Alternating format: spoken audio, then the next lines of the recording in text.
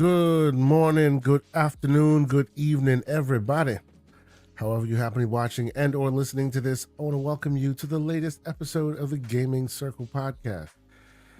Oh man, the podcast where this week I'm kind of tired, man. It's been a long week with I can hear it in your voice. Can you can hear it, right? You can hear it. I'm a little worse for wear, a little run down a little bit, but we gonna make it through. We doing it. I'm your host, Mr. K Asante, TK Asante, all the places we will find ourselves, and I am of course joined by the man you must watch out for because sometimes one day he may run up on you on his silver bullet. Well, I guess you could a silver buckshot, Mr. Everborn Saga. I like to think of it as a silver nuke. Okay. What are we talking about? We are talking about the man and his new acquisition, but I'll let him get into that if he so chooses at some point. That is your choice, sir. How you doing this morning? I'm all right. I'm feeling good. You know, it was a good Thanksgiving. We didn't do the whole sit around the table thing. We got together as a family and just went to the movies, one of those dine-in movies. It was nice. And there was no cleanup afterwards. That was the best part about it. Gladiator II. Okay. And your thoughts? Quick review. Quick review is it would have been better as a series. That last we got to wrap this stuff up half hour was a little bit crazy. But we can get into more of that later. But it was an overall good movie. I didn't think it needed to be made in the first place, but then watching it, I'm like, there's a lot of complex plot lines going on, and I liked it. It's just you know what the last half hour felt like? The final season of Game of Thrones. Where it's just like, I understand where this is going, but everything's happening too fast. It's too much yada yada yada happening. Okay. No, it's not. There wasn't enough yada yada yada. That was the point. It was just, really? You're gonna give all this guy the power in overnight? That's okay. All right, I guess. Okay. I get you. Now, ladies and gentlemen, I too quickly went to the movies. Moana 2. We'll talk about that in a moment. The voice you hear, ladies and gentlemen, is our returning guest, our returning champion, if you will. The man who you hear in our community and on the YouTube streets speaking so eloquently about some of the topics that we all love, and I'm talking about games, full introspectives on games like Mass Effect, and actually a topic that we'll be discussing a bit more in depth today. He did a great overview of that recently, so check it out on his channel. All his information will be posted in the channel. And who am I talking about? I'm talking about the man Ty Talks, who joins us once again. Good day, sir. We appreciate you having your smooth tones with us today. How are you doing? I'm good, guys. Thanks for having me again. And everyone, you're right about about Gladiator. It got really intense towards the end, for sure. A little bit too intense for my liking. It was I'm like, he's just gonna let this guy get away with this in front of. Okay, all right. I guess we're on the accelerated timeline. I wonder if it's one of those movies where it makes a lot more sense when you actually just see the whole thing, in terms of like, you know, all the edited parts out. Like maybe they just had to cut it down a good bit, because it kind of felt like that. At some point, it's just kind of like there's something missing here. There's like development. Yeah, it was 2 hours and 40 minutes, I think, or something like that. 2 hours and 20, 2 hours and 40. But it probably would have been better suited as like a 3 or 4 hour like director's cut kind of movie. That being said, though, Napoleon, the also Ridley Scott movie with Joaquin Phoenix that was on Apple TV, like that got its director's cut, and that didn't really make it any better. So I don't know that we necessarily would have gotten to where it needed to be. It's just, again, there was so much to like about it as a sword and sandals guy, but like you said, in the end, you know, when you're watching something, it just feels way too convenient by half. Yes, and that's just the vibe that I got at the end of it. No, I get you there. There was this there's a actress, and apparently she was in the movie, and every part of her scenes were cut out, from what I heard. So it seems like there's a lot of heavy editing done to just get the movie to where it is. And Jeez. it makes sense because every single scene I'm seeing with these characters, it's important. It makes sense, but there just isn't character development. It's like everything is just trying to move the story forward in some way, shape, or form. So that's why I feel that there's something here. If there was a director's cut, it might not be good, like you said, but it does feel like maybe an extra hour would have served the movie better. You made an interesting point because I also did not feel like there were any, when you see like filler scenes, like, okay, this is not advancing the plot, or why is this here? They showed a gun in Act 1, but it didn't go off by Act 3. There was none of that. Yeah. But it was just not enough of the fill in the blank to make me believe that this is, to tell me that this is a believable thing to where I'm not rolling my eyes. Let me interject quickly and ask, as a man who has chosen, we got to the crossroads with children and decided the Moana 2 route instead of Gladiator 2. The question that I have to ask as the outsider looking in is, how did Denzel do, man? That's the only reason why I'd be there right now. Great. How was he? Okay. How was he? So here's the thing. I feel like Denzel was having one of his Nicolas Cage moments where it's just like, I don't mean that in a bad way, because I still think Nicolas Cage is a great actor. That could go either way. No, well, here's the thing. Nicolas Cage does things that are new for him and what he feels like is interesting. But this was just like, all right, I'm gonna play a character and I'm gonna have fun with this. He didn't try to do any accents. He like it. Again, it's just the great MJ Dark says Denzel was Training Day in Roman times. Yeah, they just didn't do enough. Like, he was basically playing Littlefinger, right? Like a Denzel version of Littlefinger from Game of Thrones.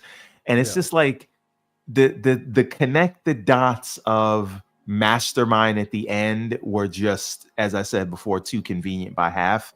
But it's not like it makes sense what they did, meaning like, okay, why is this black guy here in Roman times? Yeah, it makes sense, right? Like it was from the Roman conquest of Africa. He was a slave. He worked his way out through the fighting pits, which is a thing you could have done. He built great wealth. He made connections. He used plots and blackmail to get close to Yasuke.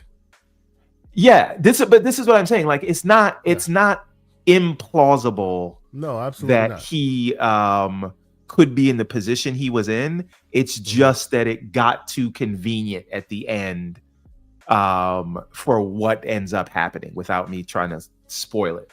So sure. Right. So it's not like he didn't stick out like a sore thumb, other than he was just not at all. The fact that he was talking like he's talking like he's from Brooklyn. He's talking like he's Denzel Washington, right? So, I think his acting was really good. I think Pedro did a great job as well. But you're right. The writing was just a little bit off. How the ending happened just seemed rushed. It just seemed like, okay, we only got like 30 minutes to round this up, so let's do X, Y, Z. But whenever he was in the whatever scenes he was in, I thought he had like really good command and presence. I would say him and Pedro were definitely stand out. Paul Mescal was really good as well. Pedro Pascal, yeah. You know what? The other thing, Connie Nielsen, like a lot of the stuff that happened was just her fault. Yeah. There's a scene that I wouldn't go into, but there's a scene where y'all gotta stop. Really no spoilers. We're not spoiling anything. We didn't say anything. Yeah, there was a scene where I felt she was really bad. The acting was quite poor. I don't know. Like I felt like I was the one who felt that way. I didn't want to say anything. Here's another thing, and these are the little things that bother me. So obviously the accents are just all over the place. That bothers me. But whatever. Rome conquered a lot of places. You could come to Rome from many places, sure. From Brooklyn. It is just, again, it's my same Dragon Age complaint. Like, I'm hearing American accents here and they bother me, right? So there's that. Then the other thing is Did they have like actual glassware, like wine glassware back in 200 AD? Because I don't think they did. And it really bothered me that they're sipping a glass of wine. If you look at any historical piece of work, their goblets are made out of some form of metal, right? Like, when were actual glassware? When was glassware created? No, the Romans had glass, I believe. They had glassware, like for wine glasses, Yeah, like carafes. I don't think they might have been as delicate, but I think they did have glass. Yeah. Okay. Because I saw it and I'm like, this looks like something in my China cabinet, and I feel like they wouldn't have had this back then. And here, one other thing. Again, I nitpick these things. Did you notice the secret trap door that Connie Nielsen was going down? This is not a spoiler. I'm not telling you where she went. But the idea you're going to press a button in the wall and then have this smooth sliding like metal door pull the thing back. And then she's holding a lantern that is clearly not firelight. It's just like 5,000 lumen sunlight lantern that she's walking through with, and that light is brighter than all the other firelight from it. Did that bother anybody else, or was it just me? Like, do you you are those guys who like goes to the cinema and just points out all these things as it's happening? I was about to say, like, man, ladies and It gentlemen, really bothered me. I'm sorry, it took me out of the whole thing. I appreciate that you have stepped yourself into the Gladiator II analysis podcast, but no, we are here on the Gaming Circle podcast. Okay, sir. All right, I'll let it go. We're gonna let that slide. And there'll be no slander to Mr. Denzel Washington, because I'm still really eager to see the movie. Anyway, so before we even get going here, Mr. MJ Dark, final super chat. He says, "Hello, gentlemen. Who plays Sonic for the plot? Ever Cybertruck Saga? I hope you guys had a great Thanksgiving. Oh God. Indie recommendation: Wand Project. Okay, Wand Project. I will check it out. Say what you will about the man and his taste in consoles and best place to play monikers, but his recommendations in indies are beyond reproach. So, Wand Project. I will definitely check that out. By the way, good morning, good afternoon. Salute to all the great folks that are in our chat right now. Please hit the like button if you haven't done so. Consider hitting the subscribe button if you are new here. We do this every week. Bring on some great guests. Myself, Mr. Everborn, Cyber Truck Purchasing Saga. And yeah, we're here to talk games with y'all, ladies and gentlemen. So I guess we're going to get this thing started. It's been difficult this week for me to play games because there's been a lot of life stuff, work stuff, all this, you know, and we had time off, but then of course you fill your days with other stuff that's been sitting on the back burner for a while. So I haven't had a chance to play too many games, man. But I am continuing to plug away at Dragon Age: The Veilguard. I always get those two confused. And I'm still really liking it. I don't know. I will start with you, Everborn Saga. Have you actually completed the game yet, or are you still, mid playthrough? I am 15 hours into the game, and as I was saying to the DM earlier this week, it is some of the most fun combat I've played all year. Mm-hmm. But I cannot bring myself to care about the plot for some reason. Now, I have just gotten the last of the companions. So I've got Tosh and I've got the Necromancer guy, and I think that's it for the companions you can get. Now, I haven't done much of the side companion quests yet to kind of get to know them, but I don't know what it is about the story. It is just that I don't care and can't. And I'm usually like, when I'm playing an RPG, I really do like care about this stuff. Like, the story is what keeps me going. But for all the reasons we talked about before, the things that take me out of the story, I find myself playing just to get to the next fight, which I do find is some of the best. I don't know if you want to call it action RPG or whatever this year. Like I really commend the game for that, but like I have not found the characters to be particularly empathetic. And maybe it's me, maybe my attention is in too many places, but like I can't remember the last time I played a game where I enjoyed the moment to moment gameplay so much, but the story I was this disinterested in. But I hear it picks up after this point, and I do plan on doing at least a few of the side quests. But yeah, I don't know what it is. Like I don't find myself paying attention too much to what they're saying. I don't know. I don't know. The story's not drawing me in. It is very interesting you say this, because as you say this, I feel like you got a camera in the back in my house, bro. I'm exactly the same way right now with this game. Like, and many of us within the community who have finished playing it and who are enjoying it speak so eloquently to the story and the detail and all of this. Like I have made a concerted effort to try and care about the moment-to-moment storytelling to the point where I listen to it, right? And I'm trying to hear it, but it just, I don't know. I'm exactly like you. I couldn't, it doesn't connect at all with me right now. I understand it, and I think I'm actually pretty much where you are in terms of getting all the companions. I've actually been focusing more on the side quests than anything else, because I hear that, you know, as the man Lucius Augustus says in the chat, LOL, you need to focus on the side quest. This guy's companions are gonna die, and he's speaking to you there, everyone, Saga. You need to focus. So here's the problem, though. Here's the problem. Because I don't care about the story, I don't really care that they die.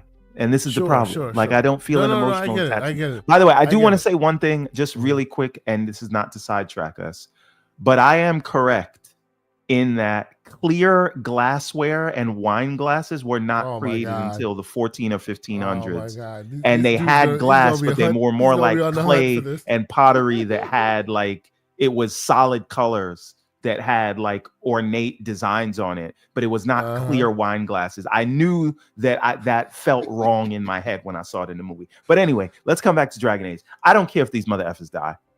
This historicalist when it comes to movies, jail. Like, he walks in there with his white gloves on, going, "I'm going to critique your movie." No. Listen, all the people with Southern California accents, I want them dead. Like, let's get all American accents. If you got a British accent, I'll do your side quests. Or even the Treviso dude. He has the bro. I'll do that one. I will say, to be fair, you know, your man was doing a Brooklyn accent. You didn't call him out, did you? You're talking about the SoCal. I told you it bothered me. But, you know. Damn. Anyway, how about you, Mr. Tide Talks? What have you been playing as far as I'm not what have you been playing? I meant to say I'm pretty sure you've also dabbled into Dragon Age. How have you found it? The funny thing is I haven't. You have not. I have so much. Wow. There's just so much games to play. I still haven't gone to Baldur's Gate 3 yet. So Mr. BioWare himself. I know, right? Mr. Mass Effect is the greatest franchise of all time. You have not played the right. Like, there are two that I know, and I was talking to them before. There are two that I know in this community who, if I throw, like, if anybody asks me, "Hey man, give me some BioWare fans," I know it's Tide Talks and I know it's Slow Mo Backslap, right? And one will be on one side of the fence and one will be on the other. They don't necessarily always align in their opinions of the situation, but they are two of the biggest fans. And the fact that you have not played this game, I must ask why, sir? There's too many good games out there, and Baldur's Gate will probably come first before I even touch Dragon Age. I'm happy Dragon Age, has people enjoy it, but the people who made that the developer, what it is to what it was back then, they aren't really Mhm. there anymore. So I'm not the kind of person who kind of looks at it and says, it's Ah, kind of like Rare, for example, I right? The guys who appreciate made that. Rare are not Yes. there.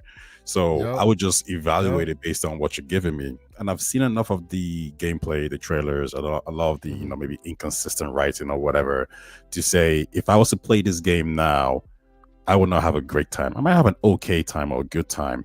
But when you got something like a Metaphor still to play, and you got a Baldur's Gate 3, and you even got like Persona 3 remake, Mhm. I can't really justify picking up a Dragon Age. I'm sure it's a good game or an okay game, and I'm sure you guys' critiques are probably going to be in line with mine.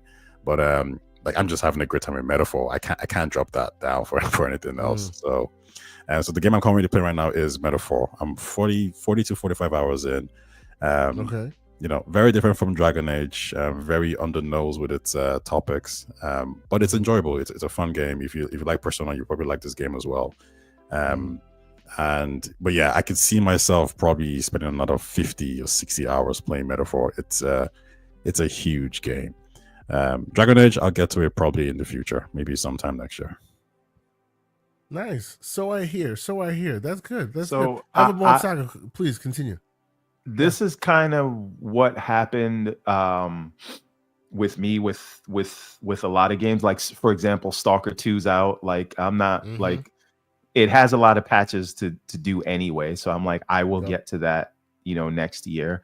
Metaphor, I was really in love with that, but it's like, that's going to take me 100 hours, which means I wouldn't play anything else for the rest of the year. So I said, let me put that one off, because I think I can get through Dragon Age in about 30 or 40 hours. And that'll give me time to at least play like Indiana Jones before the year is out. But like, I'm not really in a rush to play a lot of these games anymore at launch. So many of them launch with a lot of bugs, and Dragon Age was one that didn't really have that issue. Like, from a technical perspective, it's very well balanced. And again, I'm really enjoying the combat. And I just want to say one other thing about not paying attention to the game. I think the game knows people that playing it, a lot of people that play it aren't going to pay attention, because they give you these recaps. It's almost like, we know you're not paying attention, so here's a little voiceover explaining the thing you did 10 minutes ago. Right? Like, and I don't know what that says about they know their audience, Yeah. So they know that there are those who are there for the deep lore, right? And then there are those who are there because the combat's cool. So for the combat's cool crowd, here's a recap. Let me ask you a question. Could you just imagine, same game, same combat, same art direction, but the tone was like The Witcher? Yeah. I mean, I think that's probably The Witcher 4 you're describing at this point. But I feel like it would have been in the Game of the Year discussion for everybody, just because the combat's so fun. It's just, I really think whatever they're doing with the plot and the writing is just forgettable, unfortunately. Would you say the writing is inconsistent, from the part of, like, you could tell somebody wrote this part, somebody wrote that part, another person wrote this part? I mean some of it, but I'm not getting a through line. Like I might be interested for like 5 minutes. So I guess that's what you're referring to. But again, I think, I don't know, man. That could be it. But it's also the high fantasy aspect of it, and I get it. Each Dragon Age is different. This feels different from Inquisition, which is the only other Dragon Age game that I played. I think I played Dragon Age 2, but I can't remember it at all. But I finished Inquisition and went and hunted all the dragons after the main plot was over. So I have a lot of experience in Inquisition. But this is I don't know. I think that the thing that held this game back, and again, obviously there's the controversy side of it, and I'm not in the business of telling any writer they shouldn't take a stance with whatever story they want to tell. Like, we can have that discussion, but I don't think it's written in a gripping way. Like, even Final Fantasy, right? 16, right? This was not really an RPG. It was Final Fantasy May Cry, but the story itself felt like it had stakes, and it was again, a lot of it was, here's the place on the map, we want you to walk directly there, and then every 5 seconds was a cutscene. But the story itself was interesting enough to keep me going. This is sort of this gives you more to do. This gives you more agency. Like, I had to choose when the 2 dragons were attacked, whether I was going to go to Treviso or the other place. And I went to the other place because I'm trying to romance the one-legged chick. But yeah. So again, like, it is it's much more of an RPG than Final Fantasy 16, but the plot on Final Fantasy 16 is just so much more engaging than this. And so I feel like if anything that let this game down from being like good to great and in that conversation of best things this year, because it's like the art direction and the combat people, they showed up to work, and the story people were just like, and it's a shame. You know, I think they that put balance, together, right? Usually that balance and the always tips in technical other balancing favor, people, though, right? This thing works on a ROG Ally X. But right? think about it this way. Everborn. Usually, what we have come to be used to in our recent gaming history, in the AAA space anyway, is the balance always tipping 60-40 gameplay. I mean, story to gameplay. Meaning, there's a lot of writers, there's a lot of visual storytelling. There's, The Last of Us, for example, right?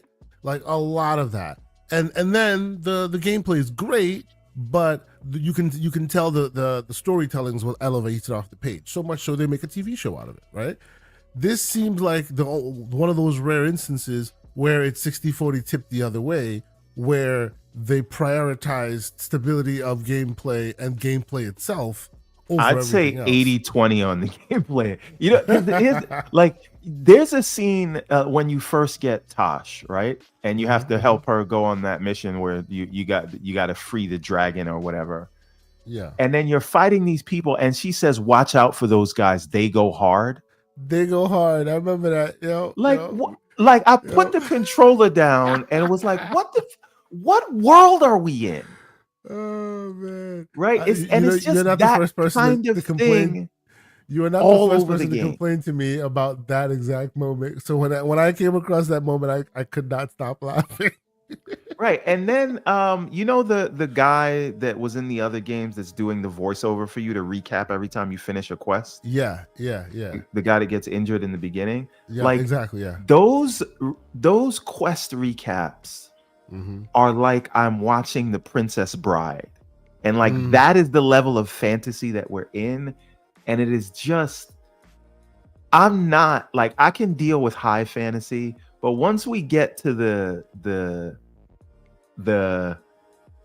like, this is basically today, but they're just cosplaying in a fantasy setting. Yes. I just it sounds just like makes you could me take not away care. sounds like you could take away the visuals, put a modern setting, keep the exact same talking track, and it would still fit. There's no mood, there's no difference in where in time they are talking from, because it sounds very modern. On that, I 100% agree. But like you, I care less about all those other things, because I've had this conversation with Special Nick on a few occasions, where he believes that games should be games first and everything else second, right? So everything else should be secondary to the gameplay, and he should be able to skip every cutscene and still get the essence. Yes, of the but this is gameplay. an RPG. That would apply if we weren't talking about an RPG. I get that, but still, many of us who have the complaints we do, because I think you and I are on the same page when it comes to the complaints that we're having as far as the story and the way that it's doled out in the moment to moment, we are still continuing to play it because that gameplay is still king, right? It is still continuing to lead the way. That's literally what's saving it. Yes, because that's right. if I was playing for if this had the gameplay of Final Fantasy 16, which wasn't bad, but it was serviceable, right? If this had the gameplay of that, or God forbid turn-based Baldur's Gate style gameplay, I would have like bought this on disc just so I could fling it like a frisbee, right? Like, so the plot is not keeping me there. It is the gamification of it. I like I like the what do you call that? The tree, the ability tree. The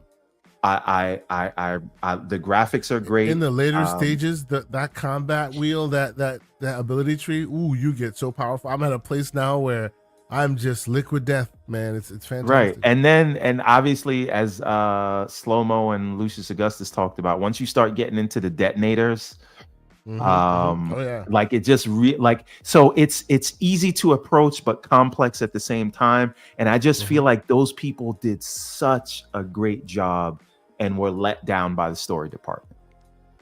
Yeah, I can't disagree with you on that. I can't disagree with you. And it's, you know what? I think not the game, but this fact that they like were that. let down.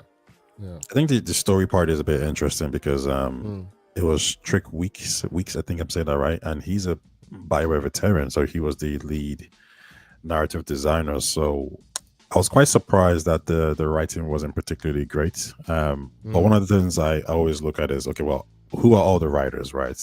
And from what I've gathered, you can tell certain people wrote certain stories. There's a certain level of quality. So, I mean, I haven't played the game myself, but from other people from other guys I've talked to, they can say, well, this story feels good. Well, this story feels bad. This story feels forced. This story feels like this. And what I'm really hoping for is, at least going into Mass Effect, EA looks at that. They look at the feedback and they say, okay, you did a great job. You did a good job. You did terrible. People didn't like what you did here. And they actually, take that critique and put it into Mass Effect. I'm a bit more excited about just Mass Effect just because Mary DeMarle, she's the one who's going to be the lead narrative designer, and she's Deus Ex, she's Guardians of the Galaxy, and those are two really well-written games. So I'm hoping she has what's what I'm looking for? The chops, the strength to tell these stuff. Yeah, to tell these BioWare veterans, listen, guys, I mean, this is not good writing. This is bad. This is too forced. Like, we're going to switch things up. So as long as she maintains that energy, I think we're going to get a really good game. So Tay, here, this is another thing, though. If we have those Californian accents and that modern tone in terms of language that they use in a Mass Effect game, that doesn't bother me, right? Because that takes place in the future. Right. So that I think is more acceptable. And I really wonder, right? So one thing someone says, Abicab72 says, too many people said the story was, listen, I'm 15 hours in, right?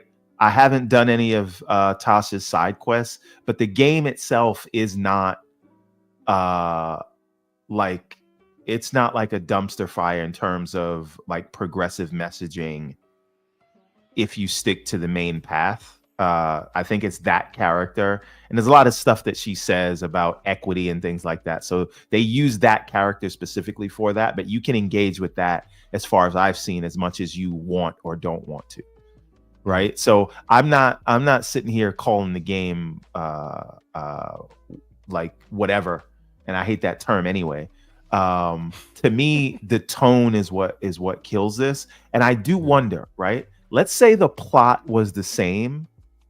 All the same, you go to the same places, the quests are the same, you're doing the same things, but the performances themselves and the tone of the game was done sort of more earnestly instead of like, let's modernize some of the dialogue.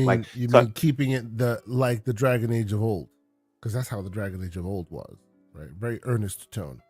Deep, right, like keep tone. The earnest tone, but all the same plots, meet all the same people, make all the same decisions.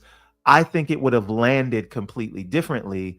And my question is, like, the people that remember Dragon Age are us graybeards, right? The last game came out a decade ago. Yeah. So in your pivot to modern audiences, are those modern audiences attracted to Dragon Age? I would like to see the sales numbers, because I have to then ask, was it worth it? Is it worth it to go and chase that new audience with this for an IP that they don't have the reverence for, or make something that is going to speak to the people who hold this franchise in high regard? I don't think they had a choice. Okay. The initial Dragon Age game, it was supposed to be a multiplayer game, so EA already invested quite a lot of money into that. Then you had Star Wars Force Awakens, I believe. That did well as a single player game. And then, you had Anthem fail. So at this point, EA recognizes that the multiplayer push isn't really working out. Gamers just want to play single player games. So they reboot the whole Dragon Age. For RPGs. Yeah, RPGs, yeah. So they reboot Dragon Age, and because it's rebooted, you've lost probably 3 to 4 years of development time for Dragon Age. So how do you recoup that cost? If you target the Dragon Age fans, you're probably going to undersell. But if you make it more modern, then you can reach a wider group of people, which probably makes the game more profitable. But what I'm asking is, and I understand that thinking, my question though is, has that actually been the case? Like, has that paid off? Because if you look at again, I don't want to overuse the term The Witcher, but we can talk about The Witcher, we can talk about Final Fantasy 16. These are darker fantasies. And the Baldur's Gate is an interesting one because that does have a lot of high fantasy elements, but it still feels more authentic in terms of a fantasy tale than what we have in Dragon Age. So what is it like? Anyway, my point is, if we look at Elden Ring, very dark tone, but that's a different kind of thing. But my point is, it still is a fantasy RPG. If you look at Elden Ring, it is a Souls game, but it is an RPG. It is fantasy. It is very dark fantasy. If we look at The Witcher, if we look at, it is just those games are actually doing well, right? So my question is, do you have to pivot your tone to speak to this modern audience, and will they care? Because that modern audience is not into this kind of thing.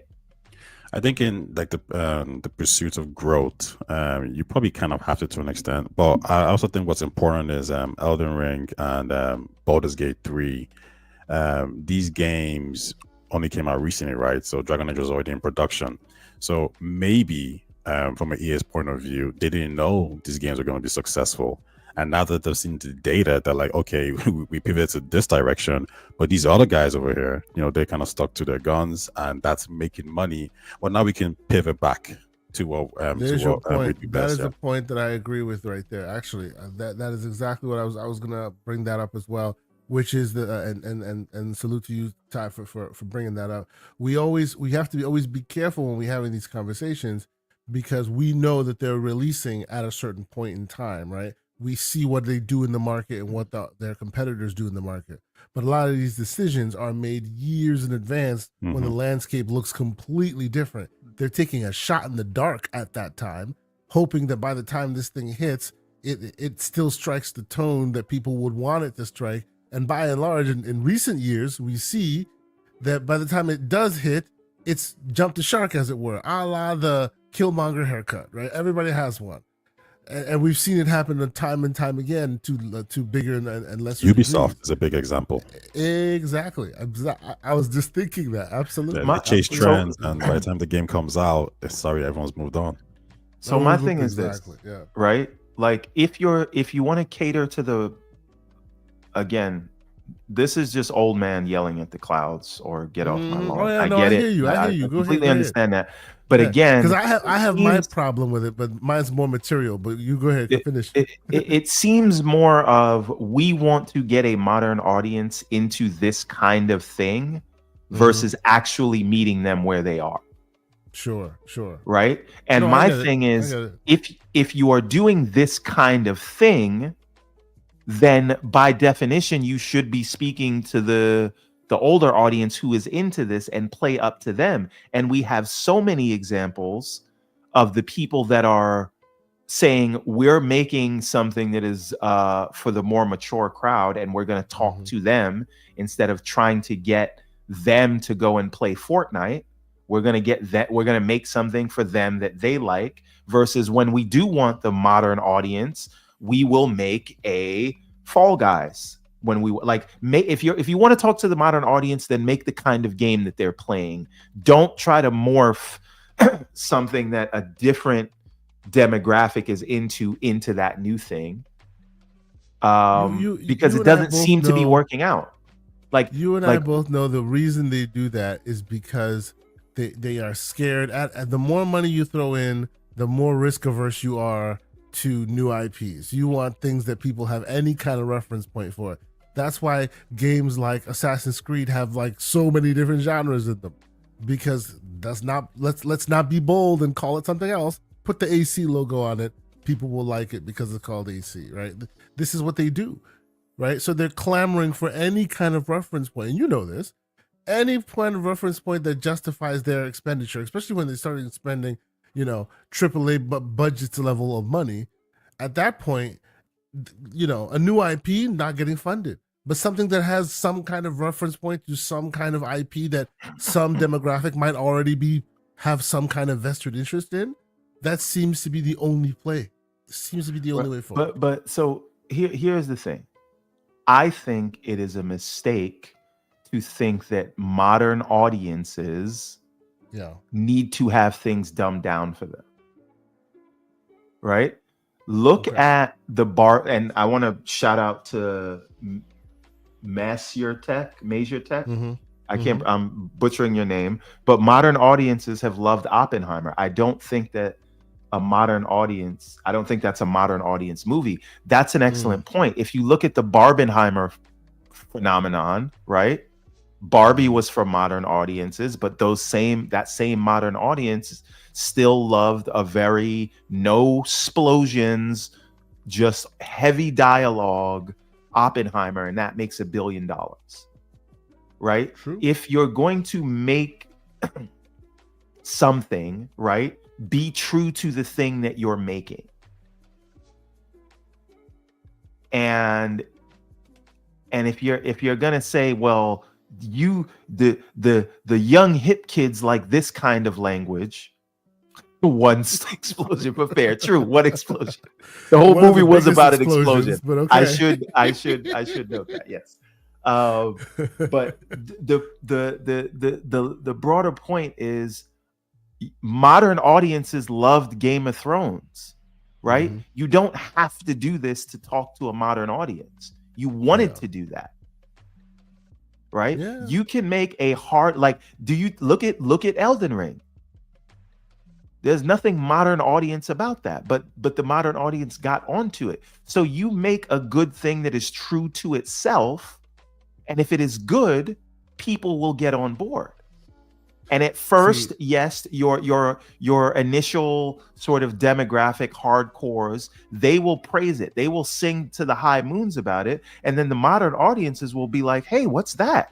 Let me take a look at it. Right? There's a question, Born.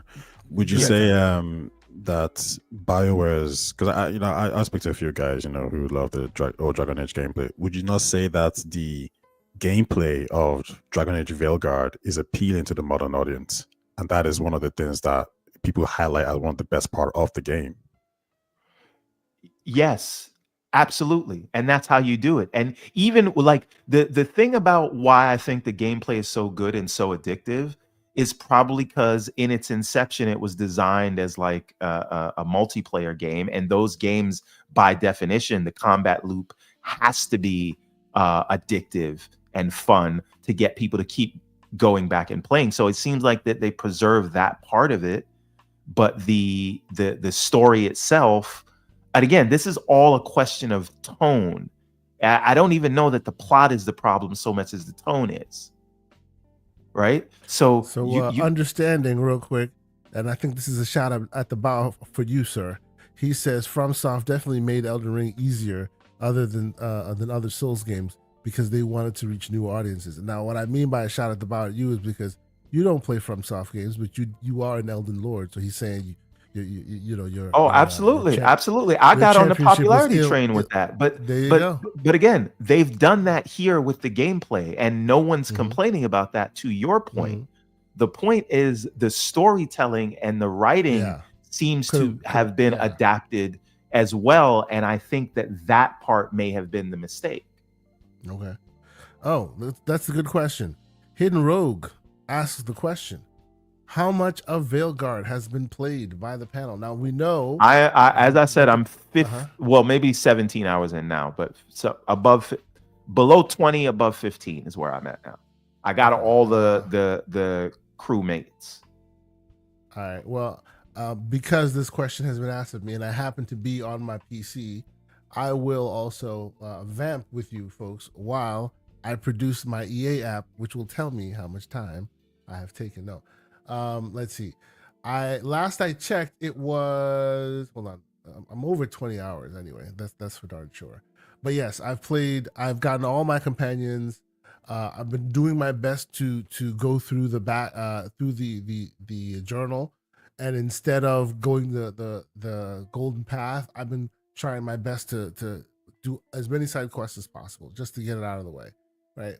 And yeah, it's fun. Oh, there you go. So now I have it loaded up, and man, oh man, time flies. I am 37 hours and 39 minutes into the game. So Yeah, so but I'm trying my best to do everything else. So I may take a long time to do it. So for me, I fully said this. I reserve the right to change my mind. I can only go off of what I have in front of me right now. Mm-hmm. And again, as you all know, I would have the same complaints if this were a TV show. I'm a Sure. These things bother me just as a fantasy connoisseur. So he says with a pinky in the air. Go ahead, continue. For me, like if the writing turns up and I get more engaged, that's fine. But there's nothing else I'm going to put on my plate probably until I at least complete the main campaign. Here's a question. I will finish. Here's a quick question. Here's an actual question for our brother Ty, who's on this panel, who does not live in these here United States. So his interaction with an American accent is not as frequent in his day-to-day unless he's talking to his brothers overseas. Sir, and obviously you have not played this game, in a game that's set in a period piece of one kind or another, right? A historical period piece of one kind or another. If you hear what is now colloquially known as an American accent, does it take you out of the experience? Must it be a British accent? If I'm being very detailed about it, it does somewhat. I think when it comes to games like this, it's better to have a European or let me say British Isles accents. It kind of fits more, at least from a consistent point of view. It kind of makes a lot more sense. So, like when I started playing Xenoblade and I'm hearing, accents from Liverpool, accents from London, just all these different locations, Northern Ireland, Dublin, it does feel a lot more authentic for sure than hearing a Texan accent or New York. That's right. Yeah. Well, they tend to be more Southern Californian accents, more often, which takes you out of the experience. Even I have some friends who are Italian and they watch dubbed TV shows, and they'll tell you it's nice when you have different accents, portraying the Italian voices. So some are from Naples, some are from Sardinia, some are from Rome. And it just kind of makes a lot more sense and it makes it more interesting. However, if those accents were very American and which is not known for, it'd be out of place, right? Yeah, it would just be out of place for sure. So I'm glad you brought this up. And so see, it's not just me as an American who's used to hearing. Hey, I had to ask. Who wants I to had feel to like ask, man. I wanted to give you. I wanted to see if it was still consistently holding out, right? There's actually one. Have you guys played For Honor? There's a Forerunner. For Honor, yeah. For Honor, the Ubisoft game. I played it way back in the beginning. Yeah, it's a really good game, but there's a particular part where you have the Vikings and they're about to fight, whoever, and some guy has the most American accent saying let's get him or whatever, and he just my friend, I was playing online with him, and he was like, "What the hell was that?" Yeah, straight away. Like, it doesn't make sense. Listen, Tay, we don't make the rules, right? It just does not feel authentic with American accents when you're doing fantasy. And here is we talked about this for like almost an hour a couple of weeks back. And what we came to was the issue is not necessarily that the Brits have a monopoly on these things, right? It just needs to be a language from a culture that is older than the United States. So an African accent is absolutely fine. Many Asian accents, they would work. When you hear Irish, when you hear British, when you hear Italians, when you hear Spanish accents, those can, and I mean like from Spain, those things feel authentic when you're in a fantasy setting. Right? Because the English, and I don't mean the English language, but the American English vernacular is so new in the history of the world. It feels like you're transported out because you don't feel like you're watching something that took place in the past before. Exactly. I feel you. And again, fantasy is not our history, and I fully understand that, but it is still part of what allows you to suspend your disbelief. Is that this was in a time before time. In metaphor, like, some of the characters say like "oi," like they say certain slangs that you would hear over here, and it just makes it feel a lot more real. Like, oh, okay, yeah, like that's something that was said, hundreds of years ago as well in England or whichever part. So yeah, it's I'm 100% in agreement with you. I actually saw that episode, and I was like, I was agreeing with you on that point, Everborn. You saw how much they were pushing back on me, like yeah, I saw it. There was no rules. This is why I felt the need to bring it up, because hey, this is a man who's not always listening to the American accent. So how does he feel about it? Does he feel the same way as Everborn Saga? And there you go. So you have a reprieve, sir. But you know what? Before we move on from the Dragon Age topic, I quickly want to say, as a person, and this is just to bring it back to just the game itself for a minute, as a person who is trying his best to finish all of the side quests before we continue to the main story, I find myself having to use the quick resume, use the teleportation system a lot, and it is very frustrating. I don't know, Everborn, if you have any experience with the teleport system. But see the little and I'm speaking to the footage that's on the screen right now. You see, there's always a little icon pointing you towards, or a little a landmark pointing you towards your destination or where you need to go. How do you feel about this? Like in general, I'm those things are really like I understand like giving me some direction. But I really don't like it when games point you exactly where to go. Yes. Because then it feels like, why do we even have a level there, right? Why am I even? Is this to show off your artwork? But here's the thing. I actually want to complain about the fact that it doesn't do that, though. It wastes a lot of your time. It does, because let me tell you this. All right, so. Let's assume you're going to a destination, and you know this map is pretty big, right? It's not an open world, it's got multiple zones, right? They're all scattered throughout these worlds, and you use these teleport gates, and you'll see them here on the screen possibly, to enter and go to other sides of the map, right? When you get into this idea of, okay, I got to clean up all of my side quests, I'm going here, I'm going there, I'm finishing this up, I'm finishing that up, I'm going here, I'm going back and forth on these maps pretty frequently, right?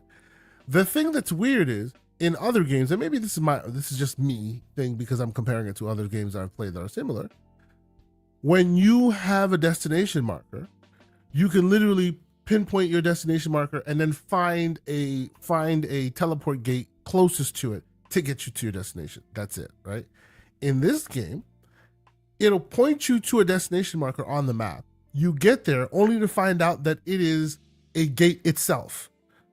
And then when you walk through the gate, you look at the map again and see that the destination marker has now moved to another side of the map. And it may do that 3-4 times before it takes you to your actual destination. So it ends up making you walk through or use multiple teleports to get to a place where you could have just pointed me out to So right yeah, from jump. I think there's a fundamental thing you might be missing.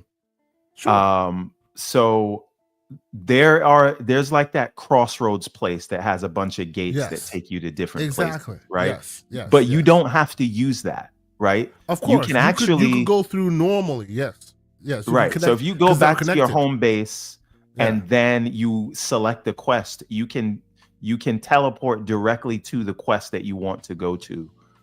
It is only if you decide to walk through that weird place where it's like it's a portal that takes you to a bunch of portals. So I don't think I'm that talking needs to be there, but you Well- can teleport directly to where you want to go. So this is the part. This is I think is my key situation here. Lucius points it out, and I rarely use the global map.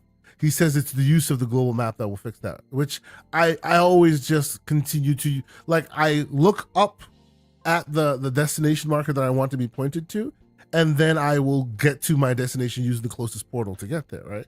I just find it's overly complicated, and I can figure it out. I've been playing the game for many hours, as we can already talk about, but it just feels like it's more unwieldy than it needed to be, because many have done this before, and it seems to have worked in other games of its exact type easier than it is working out here. Do you think that that's a it's a small vestige of it being multiplayer and they wanted like a hub world? Maybe, because it's very unusual in that way. Maybe that is indeed what Because it does feel unnecessary, and it's entirely skippable. You don't have to go to the crossroads for most times. You don't have to go, but it does. It's beautiful. It sets a mood. It's a whole interesting thing, but still, it just feels a little. No. Anyway, that's kind of why I'm it could just be me. It could be me. Like you say, Mr. Everborn Saga, they're doing their best to reach out to the widest swath of the audience. So maybe most folks don't have a problem with it, and I do. And you've heard me say it on this show before.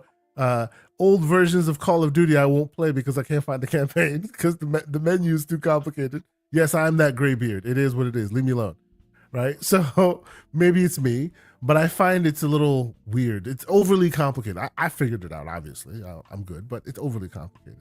Yeah, I'm also going to forgive your terrible gameplay here because this looks like it's very early in the game. Yeah. This is what I do. So I cannot, because this is a very story-heavy game, I cannot play late game footage. That's just not fair. So I always, and because I'm that idiot, I will always record the very first time I play a game, and that's usually the worst time to ever record footage. Very convenient. Very convenient explanation for your gameplay. It's your worst. Yeah, absolutely. Hey man, I'm 30 some odd hours in. I have like awesome weapons now. My combat shakes the ground I walk on. It's just this is early footage, so calm down. Yeah, anyway. All right. We should move on, but I do. Yeah, let's move on. Thing I want to say. Lucius made a point earlier that I briefly brought up, but I'll just. Sure. I think it bears repeating. I think this game gets a very bad rap with the social justice warrior, whatever. Yeah, I agree. Because a lot of that stuff you don't have to do, and it's not all over. It's very light face, on that. Not anywhere near like what Metaphor is. You don't have to engage with that stuff if you don't want to, and I think that's the way it should be. You say, well, that stuff's not for me. I don't like it. I don't want to do it. But to say that it shouldn't be there just because you don't like it, if they're not forcing you to do it, I think is in my opinion a step too far, because now you're actively saying, whatever, and you don't have the right to say that. Was the execution as bad as people made it out to be? If you get to that scene, absolutely, it is terrible. I mean, sure. Push-up scene it's absolutely. But I would say I'm like almost 40 hours in. I have nowhere near like that experience at all. Right. And this is my point. This is my point. Yeah. If you can play a game, I'm around 20 hours, close to 20 hours. You are almost 40 hours into it. And that stuff is not thrown in your face. It is not fair to say that, to categorize the game and define the game as only that. Yeah, right. Absolutely. But that is not, and again, Lucius points it out, that is not for the most part what the game is. So it's not fair that has been the perception of it, and it's mostly and again, we can specifically talk about those scenes and talk about whether we like them and we don't like them and they're bad and they're whatever. But let's not categorize the whole game Let's not as that. And I throw feel the like baby out that with has the happened. bathwater. I also, and I don't know if you have this on your docket, Kay, but they're trying to now move on from Dragon Age to Veilguard to Avowed now because it's big business and in labeling a game as woke. I did not have that on my bingo card, but we can talk about it if you want. I'm down with it. Yeah, like the game hasn't even come out. You have people that haven't played it yet. Okay, go ahead. Let's pump the brakes on that talk for a moment, because I want to before we get out of games, that is, and then we'll head into that full bore. I want to quickly talk about the fact that for those who don't know, there are sales and Black Friday deals going on everywhere. So if you want to, now is the time to grow your libraries. I've been chatting with folks who are recent converts to the Windows handheld game, and now is the perfect time to patch your library because games are peanuts on the dollar in various many sales. What I, of course, have found is that it's very rare for me to find a game that I was excited about that I didn't buy day one. So these sales usually don't necessarily benefit me. But in a rare occurrence, this sale has benefited me, because one of the last game that I just quickly wanted to talk about is Street Fighter 6, ladies and gentlemen. I know, late to the party, absolutely late to the party, but I just happen to be like, hey man, I haven't played Street Fighter. When that crossroads of decision-making process came about, and it was a question of, are you playing Street Fighter? Are you playing Tekken or Mortal Kombat? I chose MK because I'm an OG MK fan from way back. So I still haven't played Street Fighter. I hadn't. And I still hadn't played any Tekken. So I'm actually going to see if I can get Tekken as well. But Street Fighter 6, a little bit of gameplay footage for y'all to check it out. I'm a big arcade guy. I like playing through it. For a while, and I'll ask what you guys, what your experience is with the Street Fighter franchise. For a while, I stopped playing all the various incarnations of it because it was always just, it felt a very samey. This is one of the most different feeling Street Fighters I've played in a long time. Even the characters that I know are like very, very different. Not to mention so many interesting characters that I don't know that whose combat is also very interesting, and the animation is like really, really, really like really fun. I'll start with you, Ty. I don't know how much of a fighting game man you are. Have you given any attention to any of the recent fighting games out here?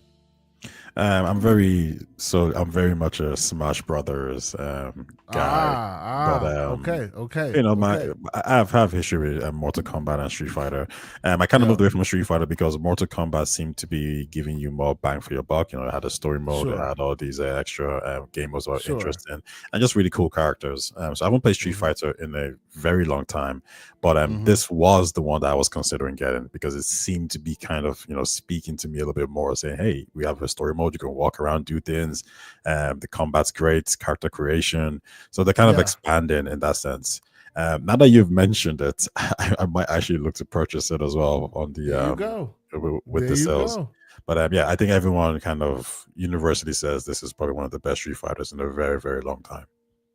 I gotta tell you, like it's funny and it's weird to say this. Like this is a Street Fighter because so usually and those who know my takes on this, I usually have a lot of harsh critique for Japanese studios and their depiction of other cultures, right? I always think they take the stereotypes too seriously and they go too hard on them to the point where they become a little insulting in various aspects, and we've talked about it in the past. This one is full of stereotypes as well, but it's hilariously like accentuating everyone's stereotype in the best way possible, right? So you have all these various characters, right? But you just can't help but be charmed by how far they take that stereotype to its conclusion, right? Like, and I'm playing a character called Kimberly right now, and Bushido Ninja Master but like her style, her way of speaking, her animation, like they really, really commit to the bit to a very like impressive degree. It's really good, and it's not just her. She's one example, but obviously, as you know, if you've played any Street Fighters, they have representations from many different regions. You know, the UK has one. There's lots of different. They most of the time get fighters from all around the world and all that. So they it seems like from what add more to it.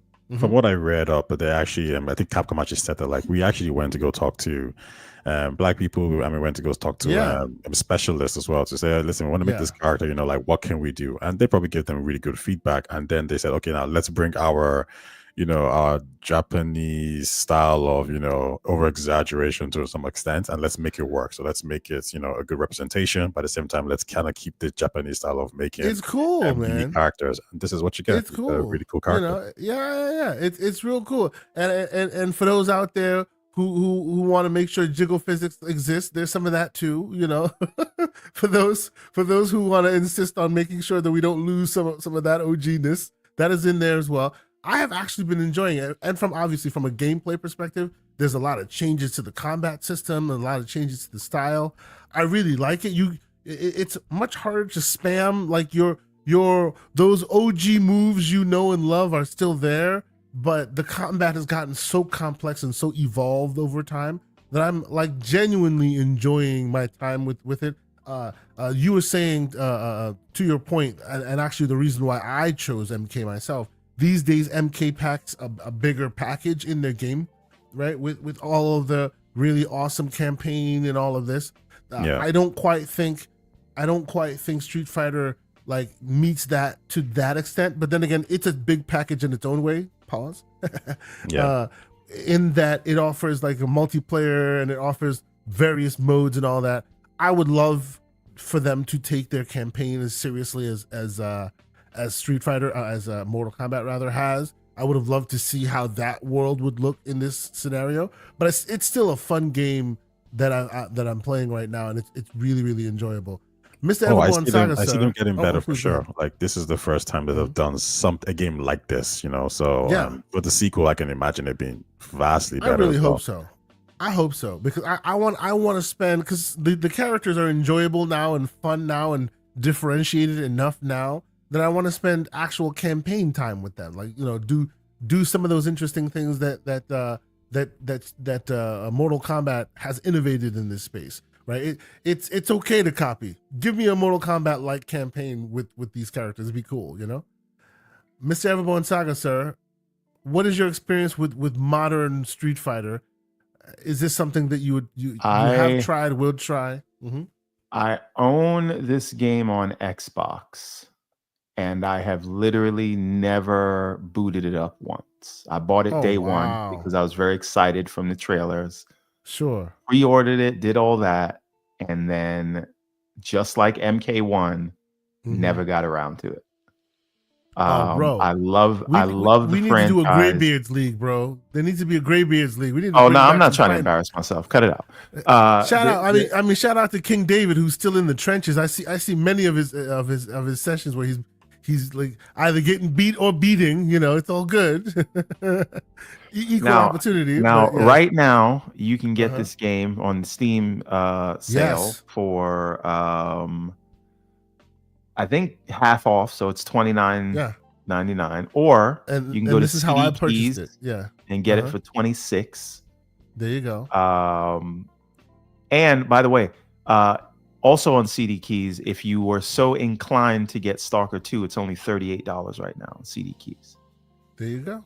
There's a lot of sales happening right now, like crazy. Yeah, and again, last thing I'm going to say, I don't want to be like a commercial or whatever. Go ahead. But Hogwarts Legacy right now can be had for $14 on CD Keys. You mean Hogwarts Legacy, the game that you never chose to actually continue playing, one of the greatest games that no one gave it credit, a la the Cabal Media and also Everborn didn't give it more than an hour, Saga?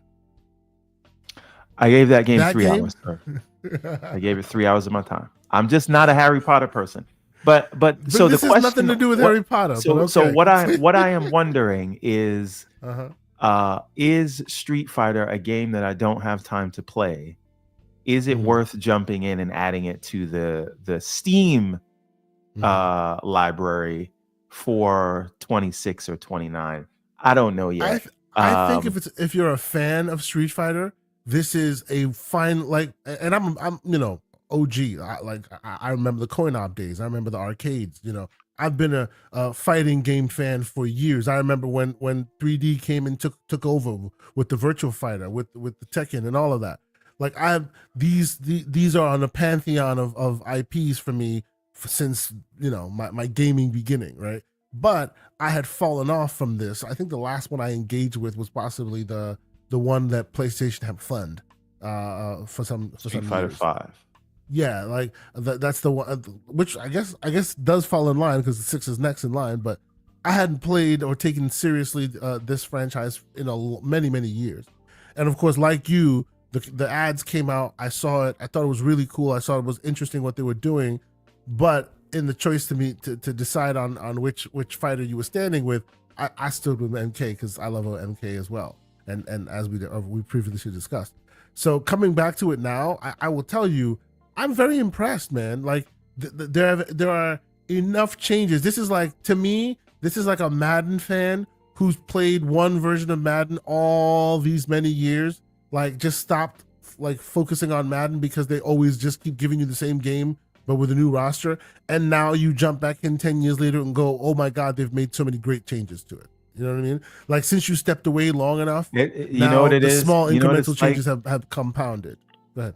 It's like getting like a Galaxy or an iPhone, but waiting 4 years in between Exactly. upgrading your Yes. phone. Like, if That's you get right. it every That's year, right. you don't see those things, You but don't you see wait a those few differences. years and you're like, wow. That's right. That's exactly how I feel about this. Yes. And if you're watching this on like a great screen, man, those characters pop. The animations look great. Like, it's great. Like, very good. Very, very, very good. Very fun. It doesn't take itself too seriously. Tekken has its own way. These guys have their own way. Like, they have, like, from a gameplay perspective, and I'm still learning, obviously.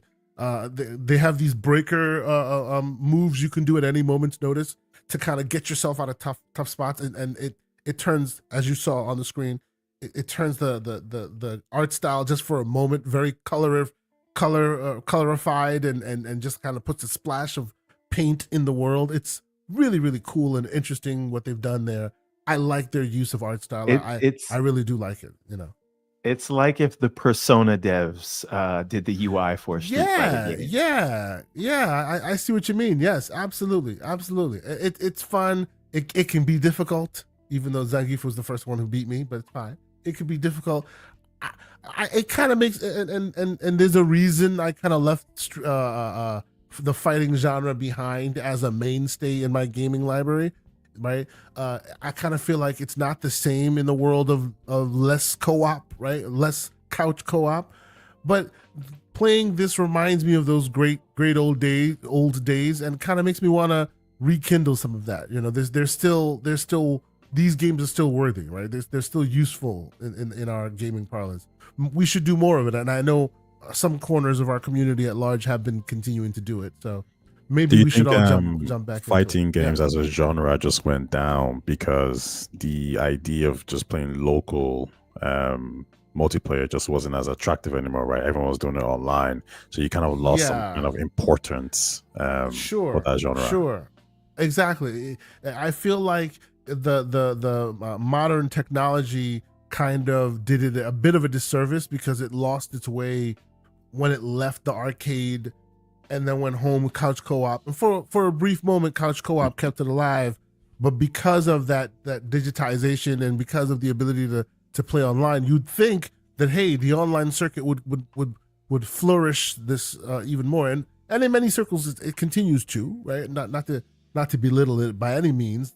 In many circles, the online multiplayer scene is still pretty hot, but I feel like it turned it from a mainstay genre that a lot of people talked about in like mainstay talk to like almost a niche product in the corner. Hey, those who like to play it. Those who don't generally play it don't have to even deal with it because it's a niche genre on its own, right? Yeah, I would actually agree with everything there. Yeah, it's unfortunate that, and I have a feeling that the technology led to that because of the ability to be the convenience factor of it, Yeah. kind of became detrimental a little bit. One of the guys I used to live with, we played Mortal Kombat, we played Street Fighter, we played Smash Brothers every single day. And as soon as he moved out, I just stopped. Like I just didn't care anymore. You see, we missed that element where maybe like there was a brief moment where Microsoft was toying around with the idea of not only just Microsoft, everybody was toying around with that idea of having a camera like a webcam,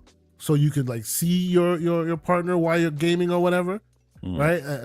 Because I feel like that's what's possibly missing. The voice is good, but maybe that's what cheapens the couch co-op to online experience, where you can't be in the room and see your partner, like your competitor. Maybe that's what I have no idea. I'm just speculating, but yeah, it's unfortunate that what used to be like really like as mainstay as what we consider many of the God of Wars today. This was the fighting genre back in the day. Yeah. And now it seems to have really been pushed to the corners of the niche market, which is unfortunate. Yeah, it just kind of emphasizes how technology can actually affect some of these gaming genres. Yep. So if you like it, it's on sale. Oh yeah, go ahead, man. I just picked up Street Fighter and MK1 for the Steam library. There you go. MK1 is now $20. And it's a great game. Off. Oh man, it's fun. MK is fun. And it's awesome. And Street Fighter is $29. I'm just gonna get it from Steam because it's easier. Yeah. But you can get it for $26 if you go to CD Keys. So for those who want to know what we're talking about, this lends beautifully well into the next topic, which is our news stories, which is, hey, ladies and gentlemen, the Steam Autumn Sale is upon us. Now, I feel the need to bring this up even to our GCP audience, because come on now, we all know y'all have ROG allies and y'all have your little handhelds here and there. We appreciate y'all for rocking with us, even if you are a console main. Maybe this will entice you to add a piece of hardware to your collection, and we'll get to all of that soon, because the autumn sale brings about the best of what Steam has to offer. And especially if you're a person who either is building a library or you're a person who likes to play games later than when they're releasing, you benefit like financially, like really heavy in these days, because there are a lot of awesome games that are heavily discounted. People like me don't benefit as much because I buy everything or I get everything day one, and then later on I miss out on the sale because I'm looking at all the great deals and I'm like, man, I should have waited. Yeah, I also want to point out, like, I just picked up those two fighting games purely off nostalgia. I have no idea when I'm going to have time to play them. No idea at all. There you go. And if you want to make sure that dangerous habit that Everborn Saga just did there, if you want to defray some of those costs, don't do that during any time of the year. Do that this time of the year, because there are lots of deals to be had, like whole franchises for under $10. I just picked up what's the name of this game? The new Silent Hill 2 remake, $40.